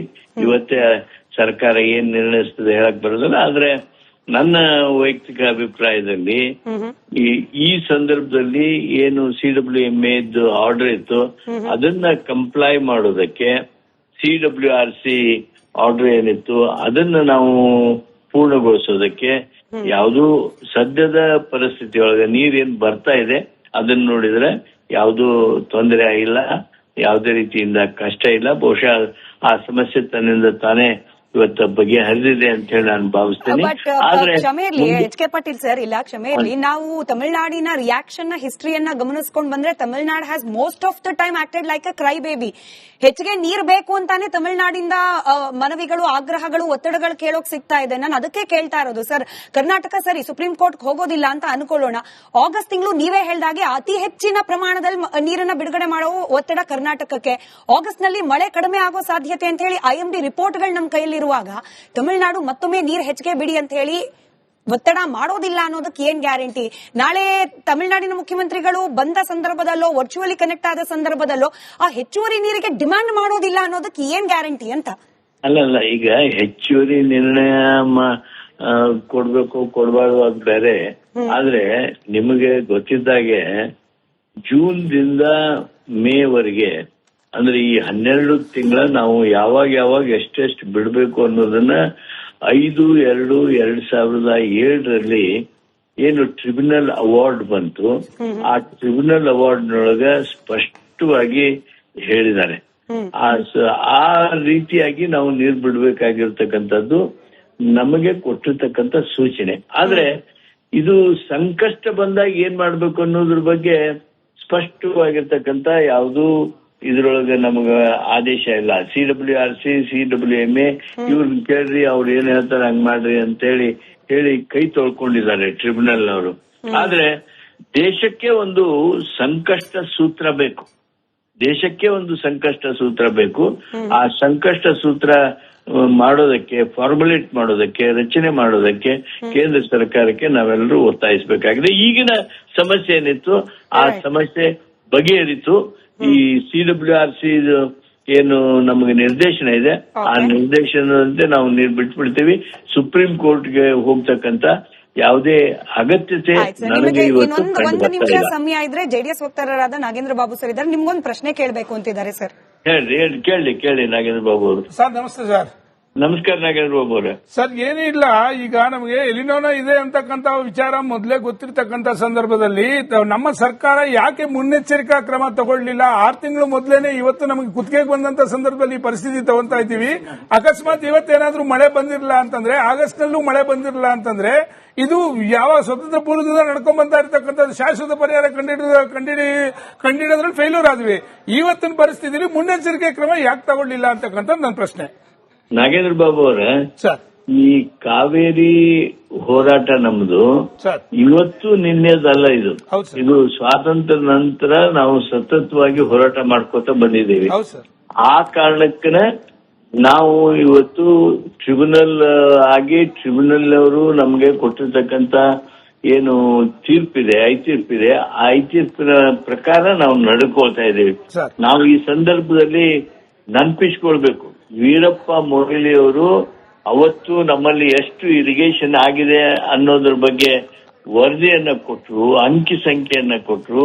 ಆ ಒಂದು ದೊಡ್ಡ ಹೆಜ್ಜೆಯಿಂದಾಗಿ ನಾವು ಇವತ್ತು ಇಷ್ಟೆಲ್ಲ ಸೇಫ್ ಇದ್ದೇವೆ. ನಂತರ SM ಕೃಷ್ಣ ಅವರು ಮಾಡಿರ್ತಕ್ಕಂತ ಹಲವಾರು ಪ್ರಯತ್ನಗಳನ್ನ ನಾನು ಈ ಸಂದರ್ಭದೊಳಗೆ ನನ್ಕೋತೀನಿ. ನಾವು ಎಷ್ಟು ಗಟ್ಟಿಯಾಗಿ ಕಾವೇರಿ ವಿವಾದದಲ್ಲಿ ಹೆಜ್ಜೆ ಹಾಕ್ತಾ ಇದ್ದೇವೆ ಅಂದ್ರೆ, SM ಕೃಷ್ಣ ಅವರು ತಮಗೂ ಗೊತ್ತಿದ್ದಾಗೆ ಬೆಂಗಳೂರಿಂದ ಪಾದಯಾತ್ರೆ ಮಾಡಿ ಸುಪ್ರೀಂ ಕೋರ್ಟ್ ಏನ್ ಹೇಳಿದ್ರು ನಾವು ಕೇಳೋದಿಲ್ಲ ಅಂತ ಹೇಳಿ ಅವರು ಕಂಟೆಂಪ್ಟ್ ಕೇಸ್ ಅವ್ರ ಮೇಲೆ ನನ್ನ ಮೇಲೆ ಆಗಿದ್ದು ನಿಮಗೂ ನೆನಪಿರ್ತದೆ. ಅದಲ್ಲದೆ ಇವತ್ತು ನಮ್ಮ ಮುಖ್ಯಮಂತ್ರಿಗಳು ಸನ್ಮಾನ್ಯ ಶಿವಕುಮಾರ್ ಅವರು ನೋಡಿ, 100 ವರ್ಷದೊಳಗೆ ಜುಲೈದೊಳಗೆ ನಾವ್ ಏನು ನೀರು ಬಿಟ್ಟಿದ್ವಲ್ಲ ಅದಕ್ಕಿಂತ ಕಡಿಮೆ ಅಂದ್ರೆ 0.6 TMC ಮಾತ್ರ ನಾವು ಇಲ್ಲಿಂದ ಹರಿದು ಹೋಗಿದೆ. 0.6 TMC which is the lowest in the century. ಈ 100 ವರ್ಷದೊಳಗ ಅಗ್ನಿ ಕಡಿಮೆ ಜುಲೈದೊಳಗ ಹರಿದು ಹೋಗಿರ್ತಕ್ಕಂಥದ್ದು. ನೀರಾವರಿ ತಜ್ಞರು ಹಿರಿಯರು ರಾಜಾರಾವ್ ಸರ್ ಇದ್ದಾರೆ, ಅವರು ಕೂಡ ನಿಮ್ ಹತ್ರ ಮಾತಾಡಬೇಕು ಅಂತಿದ್ದಾರೆ ಸರ್. ಬಹುಶಃ ಕಡೆ 1 ನಿಮಿಷ ನಿಮ್ಮ ಸಮಯ ಹೆಚ್ಚುವರಿಯಾಗಿ ಕೇಳ್ತಿದ್ದೀನಿ ಸರ್. ತಮ್ಗೆ ಒಂದು ರಿಕ್ವೆಸ್ಟ್ ಮಾಡ್ತೀನಿ, page 210 para 25 volume 5 CWDT order ದಯವಿಟ್ಟು ಒಂದ್ಸತಿ ಓದಿಸಿ ನಿಮ್ಮ ಎಕ್ಸ್ಪರ್ಟ್ಸ್ಗೂ ಓದು ಅಂತ ಹೇಳಿ ಸರ್. ಅದ್ರ ಪ್ರಕಾರ ಏನ್ ಹೇಳ್ತಾರೆ ಅಂದ್ರೆ, ಸಂಕಷ್ಟ ಪರಿಸ್ಥಿತಿಯಲ್ಲಿ ನಾವು ನೀರು ಬಿಡ್ಲಕ್ಕಾಗಲ್ಲ ಅಂತ ಹೇಳಿದಾಗ ಕ್ಲಾರಿಫಿಕೇಶನ್ ಕೊಟ್ಟಿದ್ದಾರೆ. ಅವ್ರು ಏನ್ ಹೇಳ್ತಾರೆ ಅಂದ್ರೆ, ಸೌತ್ ವೆಸ್ಟ್ ಮಾನ್ಸೂನ್ ನಲ್ಲೇನೆ ನಮ್ಮ 4 ರಿಸರ್ವಾಯರ್ ಅಲ್ಲಿ ನಮಗೆ ವರ್ಷ ಪೂರ್ತಿ ಬೇಕಾದ ನೀರು ಸ್ಟೋರ್ ಮಾಡಬೇಕು ಅಂತ ಹೇಳಿದ್ದಾರೆ. ಹಾಗಾಗಿ ನಮ್ಮಲ್ಲಿ ಯಾವಾಗಲೂ ನೀರು ಜಾಸ್ತಿನೇ ಇರಬೇಕು. ಬಿಟ್ವೀನ್ ಜೂನ್ ಟು ಸೆಪ್ಟೆಂಬರ್ ಆ ನೀರು ಬಿಡಕ್ಕಾಗೋದಿಲ್ಲ. ಆ ನೀರು ಮುಂದೆ ನಮಗೆ ಕುಡಿಯೋ ನೀರು ಬೇಕು, ರಬಿ ಕ್ರಾಪ್ಗೆ ಬೇಕು, ಪೆರಿನಿಯಲ್ ಬೇಕು. ಸೊ ಹಾಗಾಗಿ ಈಗೇನು ನಾವು ತಕ್ಷಣ ಬಿಡು ಅಂತ ಹೇಳ್ತಾ ಇದ್ದಾರೆ, ನಾವು ಬಿಡಕ್ಕೆ ಹೋಗ್ತಾ ಇದ್ವಿ, ಅದು ಬಿಡಕೂಡ್ದು. ದಯವಿಟ್ಟು ಪ್ಯಾರಾ 25 ನಮ್ಮ ಅಧಿಕಾರಿಗಳು, ನಮ್ಮ ಲೀಗಲ್ ಎಕ್ಸ್ಪರ್ಟ್ಸ್ ದಯವಿಟ್ಟು ಓದಿ ಅರ್ಥ ಮಾಡ್ಕೊಳ್ಳಿ. ಅಡ್ವೊಕೇಟ್ ಜನರಲ್ನೂ ಕೇಳಿ ಇದು ಏನು ಇದ್ರ ಸಾರಾಂಶ ಅಂತಂದು. ನಾನು ಇಂಟರ್ಪ್ರಿಟೇಟ್ ಮಾಡಿರೋ ಸರಿನಾ ತಪ್ಪ ಅಂಬೋದು ಮಾಡಿ ಇದನ್ನ ಸುಪ್ರೀಂ ಕೋರ್ಟ್ ಅಲ್ಲೂ ಕೇಳಬೇಕು ನಾವು. ಇಲ್ಲ ಹೋದ್ರೆ ಪ್ರತಿ ವರ್ಷ ನಮ್ಗೆ ಈ ತೊಂದರೆ ಬರುತ್ತೆ. ಅದರೊಳಗೂ ಡಿಫಿಸಿಟ್ ಇಯರ್ ಅಲ್ಲಿ ಬಹಳ ತೊಂದರೆ ಬರುತ್ತೆ. ಇದೊಂದು ಸಲಹೆಯನ್ನ HK ಪಾಟೀಲ್ ಸರ್ ಸ್ವೀಕರಿಸ್ತಾರೆ ಅಂತ ಭಾವಿಸ್ತಾ, ತಿಮ್ಮೇಗೌಡರು ಇದ್ದಾರೆ ಸರ್, ನಿವೃತ್ತ IAS ಅಧಿಕಾರಿ. ಇಲ್ಲ ಇವ್ರದೊಂದು ಇನ್ನೊಂದು ಆಡ್ ಮಾಡ್ತಾ ಇದ್ದಾರೆ ಸರ್ ತಿಮ್ಮೇಗೌಡರು ಸರ್ ಕೂಡ. ಮಾನ್ಯ HK ಪಾಟೀಲ್ ಸಾಹೇಬರು ನಾನು ಕಾವೇರಿ ನಿಗಮ ಸ್ಥಾಪನೆ ಮಾಡಿದಾಗ ಅವರು ಮತ್ತು SM ಕೃಷ್ಣ ಅವರು ಕಾರಣ. ಅವಾಗ ನಾವು ಸ್ಥಾಪನೆ ಮಾಡಿದಾಗ ನಿಮ್ಮನ್ನ MD ಮಾಡಿದವ್ರು ನಾವು. ನಾನು ಸ್ಥಾಪನೆ ಮಾಡಿ ಅದು ಫಸ್ಟ್ MD ಆದೆ. ಅವಾಗ ಇವರಿದ್ರು, ನಾವು ಸ್ಥಾಪನೆ ಮಾಡಿ ನಿಮ್ಮನ್ನ ಫಸ್ಟ್ MD ಮಾಡಿದ್ರು. ಆದ್ರೆ ಸ್ಥಾಪನೆ ಮಾಡುವಾಗ ನನ್ನನ್ನ ಸ್ಥಾಪನೆ ಮಾಡೋದಕ್ಕೆ ವಿಶೇಷಾಧಿಕಾರಿ ಅಂತ ಇವರೇ ನೇಮಕ ಮಾಡಿದ್ದು. ಆಮೇಲೆ ನೇಮಕ ಮಾಡಿದ್ಮೇಲೆ ಫಸ್ಟ್ MD ಆದೆ. MD ಆದಾಗ ಟ್ರಿಬ್ಯುನಲ್ ಪ್ರೊಸೀಡಿಂಗ್ಸ್ ನಡೀತಾ ಇತ್ತು. ಟ್ರಿಬ್ಯುನಲ್ ನಲ್ಲಿ ಮಾನ್ಯ ಇವ್ರ ನಂತರ ಧರ್ಮಸಿಂಗ್ ಅವರು ಮುಖ್ಯಮಂತ್ರಿ ಆದ್ರು ಮತ್ತು ನಮ್ಮ ಮಲ್ಲಿಕಾರ್ಜುನ್ ಖರ್ಗೆ ಅವರು ಸಂಪನ್ಮೂಲ ಸಚಿವರಾದ್ರು. ಆವಾಗ್ಲೂ ನಾನು MD ಆಗಿದ್ದೆ. ನಮ್ಗೆ ಟ್ರಿಬ್ಯುನಲ್ ಆರ್ಡರ್ ಬರ್ಬೇಕಾದ್ರೆ 1990ರಲ್ಲಿ ಟ್ರಿಬ್ಯುನಲ್ ಫಾರ್ಮೇಶನ್ ಆಯ್ತು. 2007ರಲ್ಲಿ ಆರ್ಡರ್ ಬಂತು. ಅಂದ್ರೆ ಸುಮಾರು 17-18 ವರ್ಷ ತಗೋತು ಟ್ರಿಬ್ಯುನಲ್ ಆರ್ಡರ್ ಬರ್ಬೇಕಾದ್ರೆ. ಅನಂತರ 4 ರಾಜ್ಯಗಳು ಸುಪ್ರೀಂ ಕೋರ್ಟ್ಗೆ ಹೋದ್ಮೇಲೆ ಸುಪ್ರೀಂ ಕೋರ್ಟ್ ಟ್ರಿಬ್ಯುನಲ್ ಆರ್ಡರ್ ನ ಮಾಡಿಫೈ ಮಾಡ್ತು. ನಮ್ಗೆ 270 ಬದಲು 284 TMC ಕೊಡ್ತು. 284 TMC ಕೊಡ್ತು. ಆದ್ರಿಂದ ನಮ್ಗೆ 192 ಬದಲು ಮಂತ್ಲಿ ಬಿಡ್ಬೇಕಾಗಿದ್ದು 177ಕ್ಕೆ ಇಳಿಸ್ತು. ಅಂದ್ರೆ ಕರ್ನಾಟಕಕ್ಕೆ ಸ್ವಲ್ಪ ಅಡ್ವಾಂಟೇಜ್ ಆಯ್ತು. ಕರೆಕ್ಟ್. ಅಂದ್ರೆ ರಾಜಕೀಯ ಬದ್ಧತೆ ಇದ್ದು ಅಧಿಕಾರಿಗಳಿಗೆ ಸಹಕಾರ ಕೊಟ್ರೆ ಒಳ್ಳೇದಾಗತ್ತೆ ಅಂತ ಹೇಳಿ ನೀವು HK Patil sir, Raja Rao sir ಹೇಳಿದ್ದಕ್ಕೆ ನಿಮ್ ಪ್ರತಿಕ್ರಿಯೆ ಸರ್? ಅವರು ಸ್ಪೆಸಿಫಿಕಲಿ ಮೆನ್ಷನ್ ಮಾಡಿ ಹೇಳಿದ್ರು ಯಾವ ವಿಚಾರಗಳನ್ನ ಪ್ರಸ್ತಾಪ ಮಾಡಿದ್ರೆ ಕರ್ನಾಟಕಕ್ಕೆ ಅನುಕೂಲ ಆಗಬಹುದು ಅಂತ ಹೇಳಿ. ಮಾನ್ಯ ಮುಖ್ಯಮಂತ್ರಿಗಳು ಸ್ಪಷ್ಟವಾಗಿ ಹೇಳಿದ್ದಾರೆ, ನಾವು ಇಲ್ಲಿವರೆಗೆ ಈ ಕಾವೇರಿ ವಿಚಾರದೊಳಗೆ ಬಹಳ ಮಾತಾಡೋದು ಮುಖ್ಯ ಅಲ್ರಿ, ಕೆಲವು ಹೆಜ್ಜೆಗಳನ್ನ ಇರಿಸಬೇಕು. ಆ ಹೆಜ್ಜೆಗಳನ್ನ ಮುಖ್ಯಮಂತ್ರಿಗಳು ಇರಿಸಿದ್ದಾರೆ.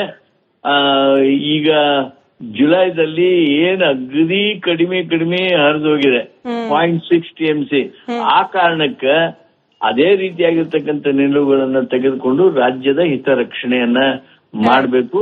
ಯಾವುದೇ ಕಾರಣಕ್ಕೆ ಕುಡಿಯೋ ನೀರಿಗೆ ತೊಂದರೆ ಆಗಲ್ದಂಗೆ ನಮ್ಮ ಸಂಗ್ರಹಣೆ ಇರಬೇಕು. ರೈತರ ರಕ್ಷಣೆ ಮಾಡೋದಕ್ಕೆ ಏನೆಲ್ಲ ಮಾಡೋದು ಸಾಧ್ಯ ಅನ್ನೋದಕ್ಕೆ ಇವತ್ತು ಪ್ರಯತ್ನಗಳು ನಡೆದಿವೆ. ನಾಳಿನ ಎಲ್ಲ ಪಕ್ಷಗಳ ಸರ್ವ ಪಕ್ಷಗಳ ನಿಯೋಗ ಏನಿದೆ ಅವ್ರ ಜೊತೆಗೆ ಚರ್ಚೆ ಮಾಡ್ತಾರೆ. ರೈಟ್ ಸರ್, ಧನ್ಯವಾದ ಸರ್. ಇಷ್ಟೊತ್ತು ರಿಪಬ್ಲಿಕನ್ ಜೊತೆಯಲ್ಲಿ ನೀವು ಜಾಯಿನ್ ಆಗಿದ್ದಕ್ಕೆ. ಅಲ್ಲಿಗೆ ಶ್ವೇತಾ ಮೋಹನ್ ಮೇಡಮ್, ವಿಜಯ್ ಅವರು ಬರ್ತಾ ಇರೋದು ನಮ್ಗೆ ಎಕ್ಸ್ಪರ್ಟ್ಗಳು, ರಾಜಕಾರಣಿಗಳದ್ದು ಬಿಟ್ಟುಬಿಡಿ, ಎಕ್ಸ್ಪರ್ಟ್ಗಳ ಸಲಹೆ ಕೂಡ ಏನ್ ಬರ್ತಿದೆ ಅಂತಂದ್ರೆ ಸೌಹಾರ್ದಯುತವಾದ ಮಾತುಕತೆಯಿಂದ ಸಮಸ್ಯೆ ಬಗೆಹರಿಸಿಕೊಳ್ಳಿಕ್ ಸಾಧ್ಯ ಆಗುತ್ತೆ ಅನ್ನೋಂಗಿದ್ರೆ ವೈ ನಾಟ್ ಅಂತ. ಬಟ್ ಕನ್ನಡ ಪರ ಸಂಘಟನೆಗಳು ವಿಜಯ್ ಅವ್ರು ಬರ್ಲೇ ಕೂಡ್ದು, ಅವ್ರು ಬಂದ್ರೆ ನಾವು ಮುತ್ತುವರಿ ಹಾಕ್ತೀವಿ ಅನ್ನೋ ರೀತಿಯಲ್ಲಿ ಧಮಕಿ ಹಾಕ್ತಾ ಇರೋದು ನೋಡಿದ್ರೆ ಎಲ್ಲೋ ಸೊಲ್ಯೂಷನ್ ಬೇಕು ಅನ್ನೋ ಮನಸ್ಥಿತಿಯಲ್ಲಿ ಉಳಿದಿಲ್ವಾ ಅನ್ನೋ ಅನುಮಾನ ಬಂದ್ಬಿಡುತ್ತೆ. ಅದಕ್ಕೆ ಕ್ಲಾರಿಫಿಕೇಶನ್ ಬೇಕು. ಖಂಡಿತವಾಗಿಯೂ ನಾವ್ಯಾರು ನಮ್ಮ ಸಂಘಟನೆ ವತಿಯಿಂದ ನಾವು ವಿಜಯ್ ಅವರು ಬರಬಾರ್ದು ಅಂತ ನಾವೆಲ್ಲೂ ಕೂಡ ಹೇಳಿಕೆಗಳು ಕೊಟ್ಟಿಲ್ಲ. ನಿಜ ಹೇಳ್ಬೇಕಂದ್ರೆ ವಿಜಯ್ ಅವರು ಬರಬೇಕು. ತಮಿಳುನಾಡು ಮುಖ್ಯಮಂತ್ರಿಗಳು ಬಂದು ಒಂದು ಸೌಹಾರ್ದಯುತವಾಗಿ ಒಂದು ಈ ನಮ್ಮ ರಾಜ್ಯ ಸರ್ಕಾರದ ನಮ್ಮ ಮುಖ್ಯಮಂತ್ರಿಗಳಾದ DK ಶಿವಕುಮಾರ್ ಅವರು ಸೇರಿದಂತೆ ಅನೇಕ ತಜ್ಞರನ್ನು ಒಳಗೊಂಡಂತೆ ಒಂದು ಸಭೆ ಆಗ್ಲೇಬೇಕು. ನಾನು ರಾಜ್ಯ ಸರ್ಕಾರಕ್ಕೆ ಹೇಳೋದು, ಒಂದು ಒಳ್ಳೆ ಅವಕಾಶ ಸಿಕ್ಕಿದೆ ಮೇಡಮ್. ಈ ಕಾವೇರಿ ವಿಚಾರಕ್ಕೆ ಒಂದು ಶಾಶ್ವತವಾಗಿ ಏನಾದ್ರೂ ಒಂದು ನಿರ್ಧಾರ ತಗೊಳ್ಳೋದಕ್ಕೆ ಈ ಸರ್ಕಾರಕ್ಕೆ ಒಂದು ಒಳ್ಳೆ ಅವಕಾಶ ಸಿಕ್ಕಿದೆ. ನಮಗೂ ಕೂಡ ಅಷ್ಟೇ ಭರವಸೆ ಇದೆ. ಕಾಂಗ್ರೆಸ್ ಸರ್ಕಾರ, ಮಾನ್ಯ ಮುಖ್ಯಮಂತ್ರಿಗಳು DK ಶಿವಕುಮಾರ್ ಅವರು ಒಂದು ಒಳ್ಳೆ ಪರಿಹಾರ ಕೊಟ್ಟು ಕನ್ನಡಿಗರ ಪರವಾಗಿ ನಿಲ್ತಾರೆ ಅಂತ.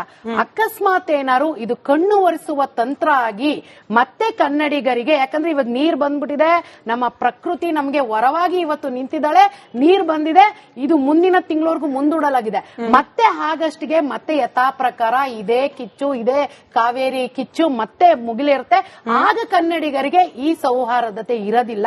ಹಾಗಾಗಿ ಮಾನ್ಯ ಮುಖ್ಯಮಂತ್ರಿಗಳು ಈ ವಿಚಾರವನ್ನ ಗಮನದಲ್ಲಿಟ್ಕೊಂಡು ಈ ಸಭೆಯಲ್ಲಿ ಎಲ್ಲಾ ರೀತಿಯ ಸಂಪೂರ್ಣ ನಿರ್ಧಾರಗಳನ್ನ ಕೈಗೊಂಡು ಕನ್ನಡಿಗರ ಪರವಾಗಿ ಅವರ ನಿರ್ಧಾರ ಇರಬೇಕು. ಅಕಸ್ಮಾತ್ ಏನಾದ್ರು ಮತ್ತೆ ಕಣ್ಣೋರ್ಸೋ ತಂತ್ರ ಮಾಡಿ ಕನ್ನಡಿಗರಿಗೆ ಮಲತಾಯಿ ಧೋರಣೆ, ಕನ್ನಡಿಗರ ವಿರುದ್ಧವಾಗಿ ನಿಂತ್ರೆ ಯಾರು ಸುಮ್ನಿರ್ತಾರೋ ಬಿಡ್ತಾರೋ ಗೊತ್ತಿಲ್ಲ ಮೇಡಮ್. ಎಲ್ಲಾ ಸರ್ಕಾರದವರು ಹೇಳ್ತಾರೆ ನಾವು ಹೋರಾಟ ಮಾಡಿದ್ವಿ. ನಿಜ ಹೇಳಿ, ಯಾರು ಕಾವೇರಿ ವಿಚಾರವಾಗಿ ಹೋರಾಟ ಮಾಡಿ ಇವತ್ತು ಜೈಲು ಶಿಕ್ಷೆ ಅನುಭವಿಸಿದ್ದಾರೆ? ಈ ನಮ್ಮ ರಾಜ್ಯ ಸರ್ಕಾರ, ಕೇಂದ್ರ ಸರ್ಕಾರ ಆಗ್ಲಿ, ರಾಜ್ಯ ಸರ್ಕಾರದವರು ಕೈ ಚೆಲ್ಲಿ ಕೂತಿದ್ದಾರೆ. ಕೇಂದ್ರ ಸರ್ಕಾರ 2 ಎರಡು ರಾಜ್ಯಗಳ ಮಧ್ಯೆ ಜಗಳ ತಂದಿಟ್ಟು ನಮಗೇನೂ ಗೊತ್ತಿಲ್ಲ ಅಂತ ಕೂತಿದ್ದಾರೆ. ಅವ್ರಿಗೂ ಅಧಿಕಾರ ಇದೆ ಮಧ್ಯಸ್ಥಿಕೆ ವಹಿಸಿ ನ್ಯಾಯ ಕೊಡಿಸೋದಕ್ಕೆ. ನಮ್ಮ ರಾಜ್ಯ ಸರ್ಕಾರ ಕೂಡ ಅವರ ಆದೇಶವನ್ನ ಧಿಕ್ಕರಿಸುವಂತ ಅಧಿಕಾರ ಅವ್ರಿಗೂ ಇದೆ. ಆದ್ರೆ ಇಲ್ಲಿ ರಾಜಕೀಯ ಲಾಬಿಗೋಸ್ಕರ ಇಲ್ಲಿ ಕನ್ನಡಿಗರಿಗೆ ಅನ್ಯಾಯ ಆಗ್ತಾ ಇದೆ. ಆ ಅನ್ಯಾಯ ಆಗೋದಕ್ಕೆ ನಾವು ಹೋರಾಟಗಾರರು, ಅದರಲ್ಲೂ ಮುಖ್ಯವಾಗಿ 25-30 ವರ್ಷಗಳಿಂದ ನಮ್ಮ ಸಂಘಟನೆ, ನಮ್ಮ ನಾಯಕರು ನಾರಾಯಣಗೌಡರು ಈ ನೆಲ ಜಲಕ್ಕೋಸ್ಕರ ಹೋರಾಟ ಮಾಡಿ, ಅದರಲ್ಲೂ ಮುಖ್ಯವಾಗಿ ಕಾವೇರಿ ವಿಚಾರಕ್ಕೆ ಹೋರಾಟ ಮಾಡಿ ಜೈಲು ಶಿಕ್ಷೆ ಕೂಡ ಅನುಭವಿಸಿದ್ದಾರೆ.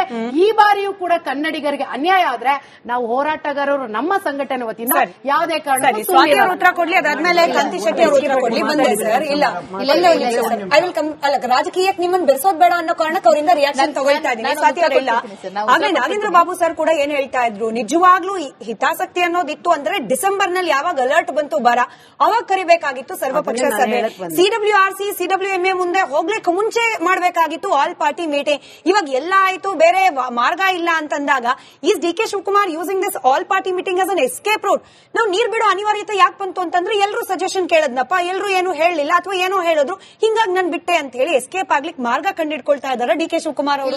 ಅದವ್ರು ಹೇಳಿ ಸರ್. ಇಲ್ಲ ರಾಜಕೀಯವಾಗಿ ಏನ್ ಬೇಕಾದ್ರೂ ಮಾತಾಡಬಹುದು. ಡಿಸೆಂಬರ್ ಅಲ್ಲೇ ಈ ರೀತಿಯಾದಂತಹ ಒಂದು ರಿಪೋರ್ಟ್ ಇತ್ತು, ಸರ್ವಪಕ್ಷಗಳ ಸಭೆ ಕರೆಯಬೇಕಿತ್ತು. ಸರ್ವಪಕ್ಷಗಳ ಸಭೆ ಬಗ್ಗೆ ನಾನು ಮಾತಾಡ್ತಾ ಇದ್ದೀನಿ. ಸಿಡಬ್ಲ್ಯೂಆರ್ಸಿ ಸಿಡಬ್ಲ್ಯೂಎಂಎ ಮುಂದೆ ಹೋಗಿರುವಂತದ್ದು ತಮಿಳುನಾಡು.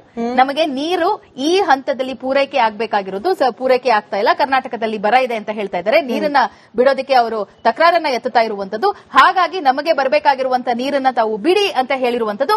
ನಾವು ಕರ್ನಾಟಕದ ಪರವಾಗಿ ನಿಂತ್ಕೊಂಡು, ಕನ್ನಡಿಗರ ಪರವಾಗಿ ನಿಂತ್ಕೊಂಡು ನಾವು ಹೇಳ್ತಾ ಇರುವಂತದ್ದು livelihood against irrigation, we are priority is livelihood ಅಂತ.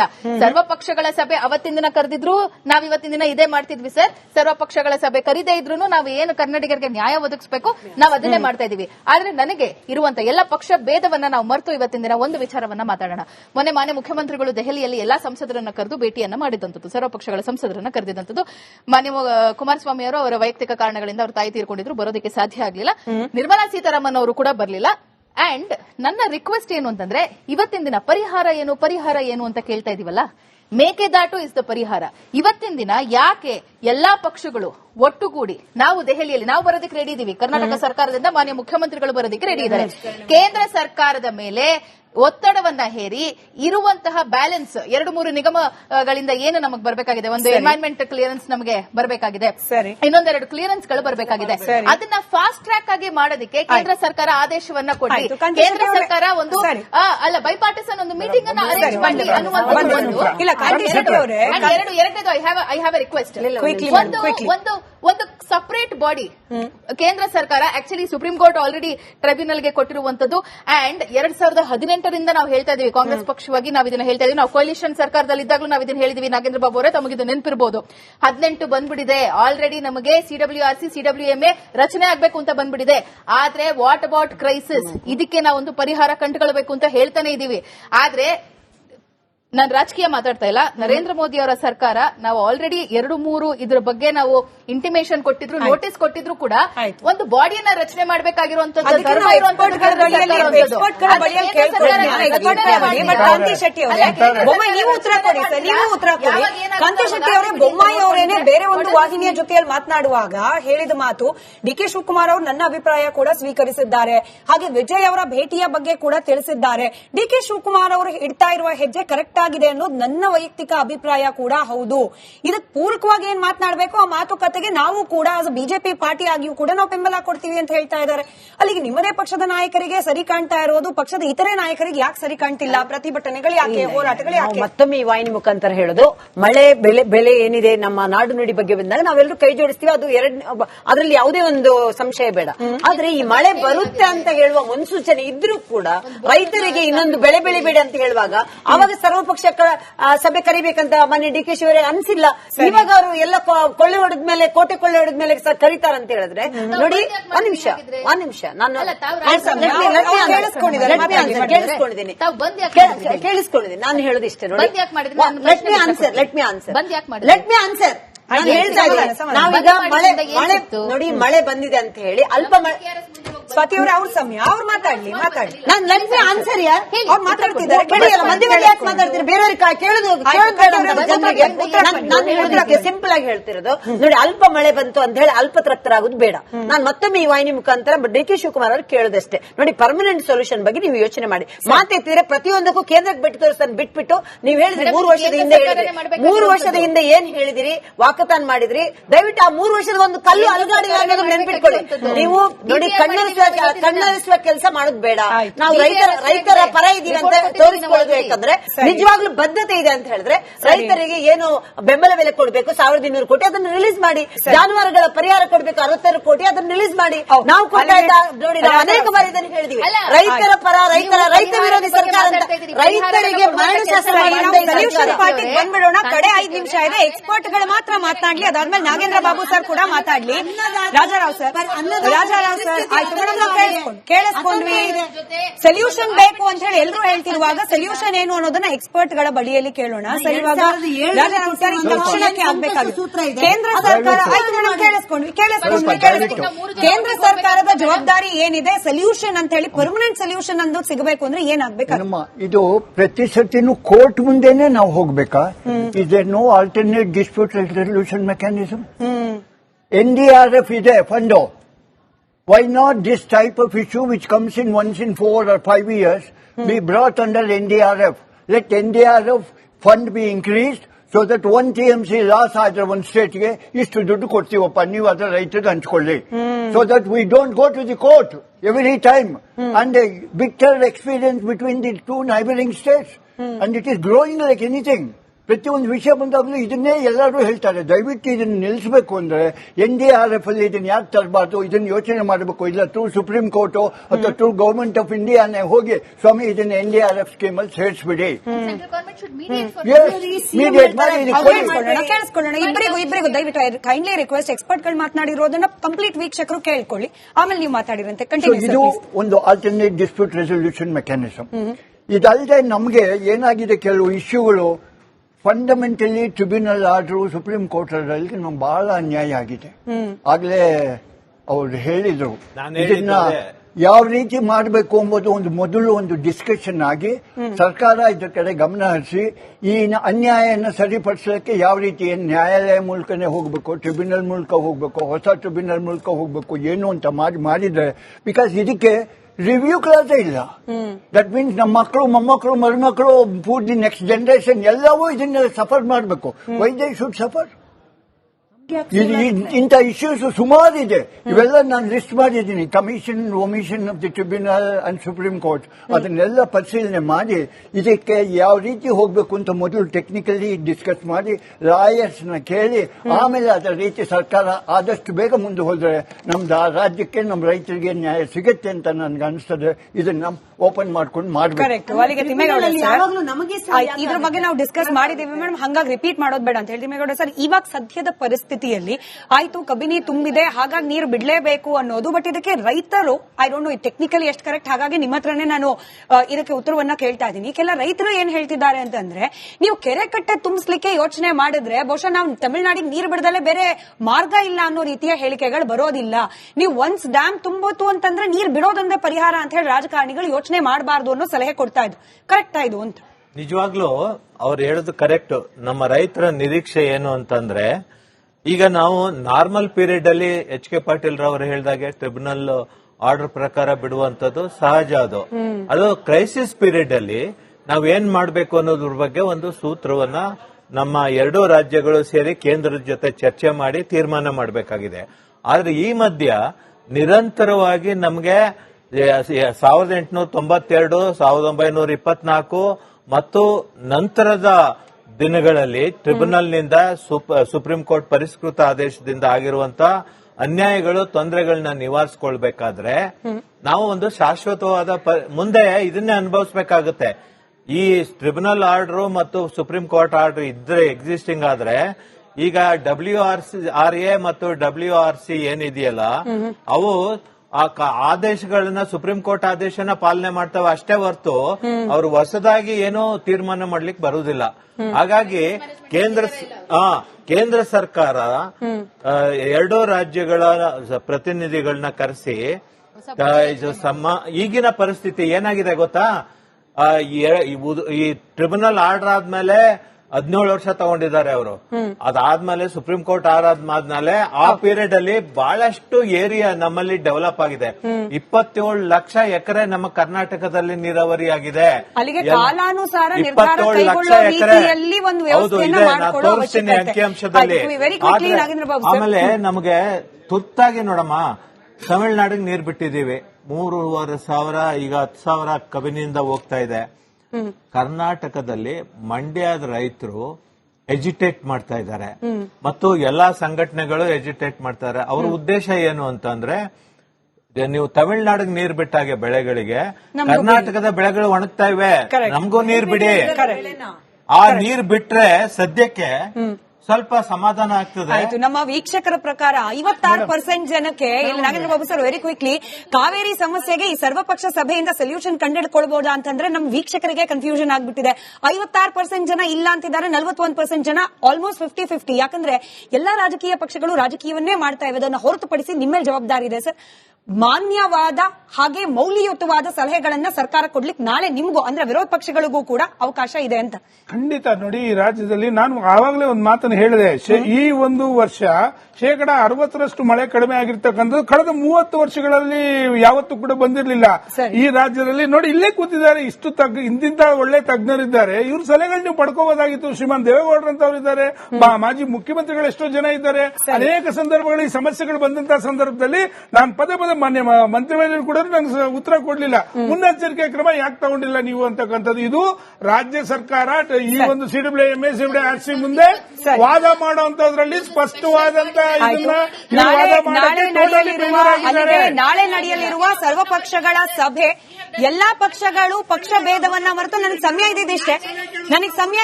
ಥ್ಯಾಂಕ್ ಯು ಸ್ವಾತಿ ಅವರೇ, thank you Nagendra Babu sir. ಸರ್ವ ಪಕ್ಷಗಳ ಸಭೆಯನ್ನ ಕರೆದಿರೋ ಹಿನ್ನೆಲೆಯಲ್ಲಿ ಪಕ್ಷಗಳ ಭೇದ ಮರೆತು ಕರ್ನಾಟಕದ ಪರವಾದ ನಿಲುವುಗಳು ಏನಾಗಬೇಕು ಅನ್ನೋದ್ರ ಬಗ್ಗೆ ಸಲಹೆ ಸೂಚನೆಗಳು ವ್ಯಕ್ತವಾಗಲಿ, ಅದರಂತೆ ಮುಖ್ಯಮಂತ್ರಿಗಳು ನಡ್ಕೊಳ್ಳಿ.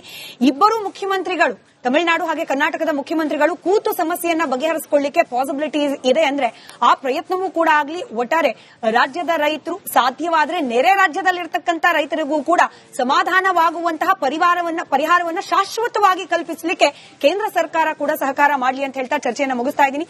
ಧನ್ಯವಾದ ಎಲ್ರಿಗೂ ಚರ್ಚೆಯಲ್ಲಿ ಭಾಗಿಯಾಗಿದ್ದಕ್ಕೆ. ನೋಡ್ತಾ ಇರಿ ರಿಪಬ್ಲಿಕ್ ಕನ್ನಡ, ಇದು ನಿಮ್ಮ ಧ್ವನಿ.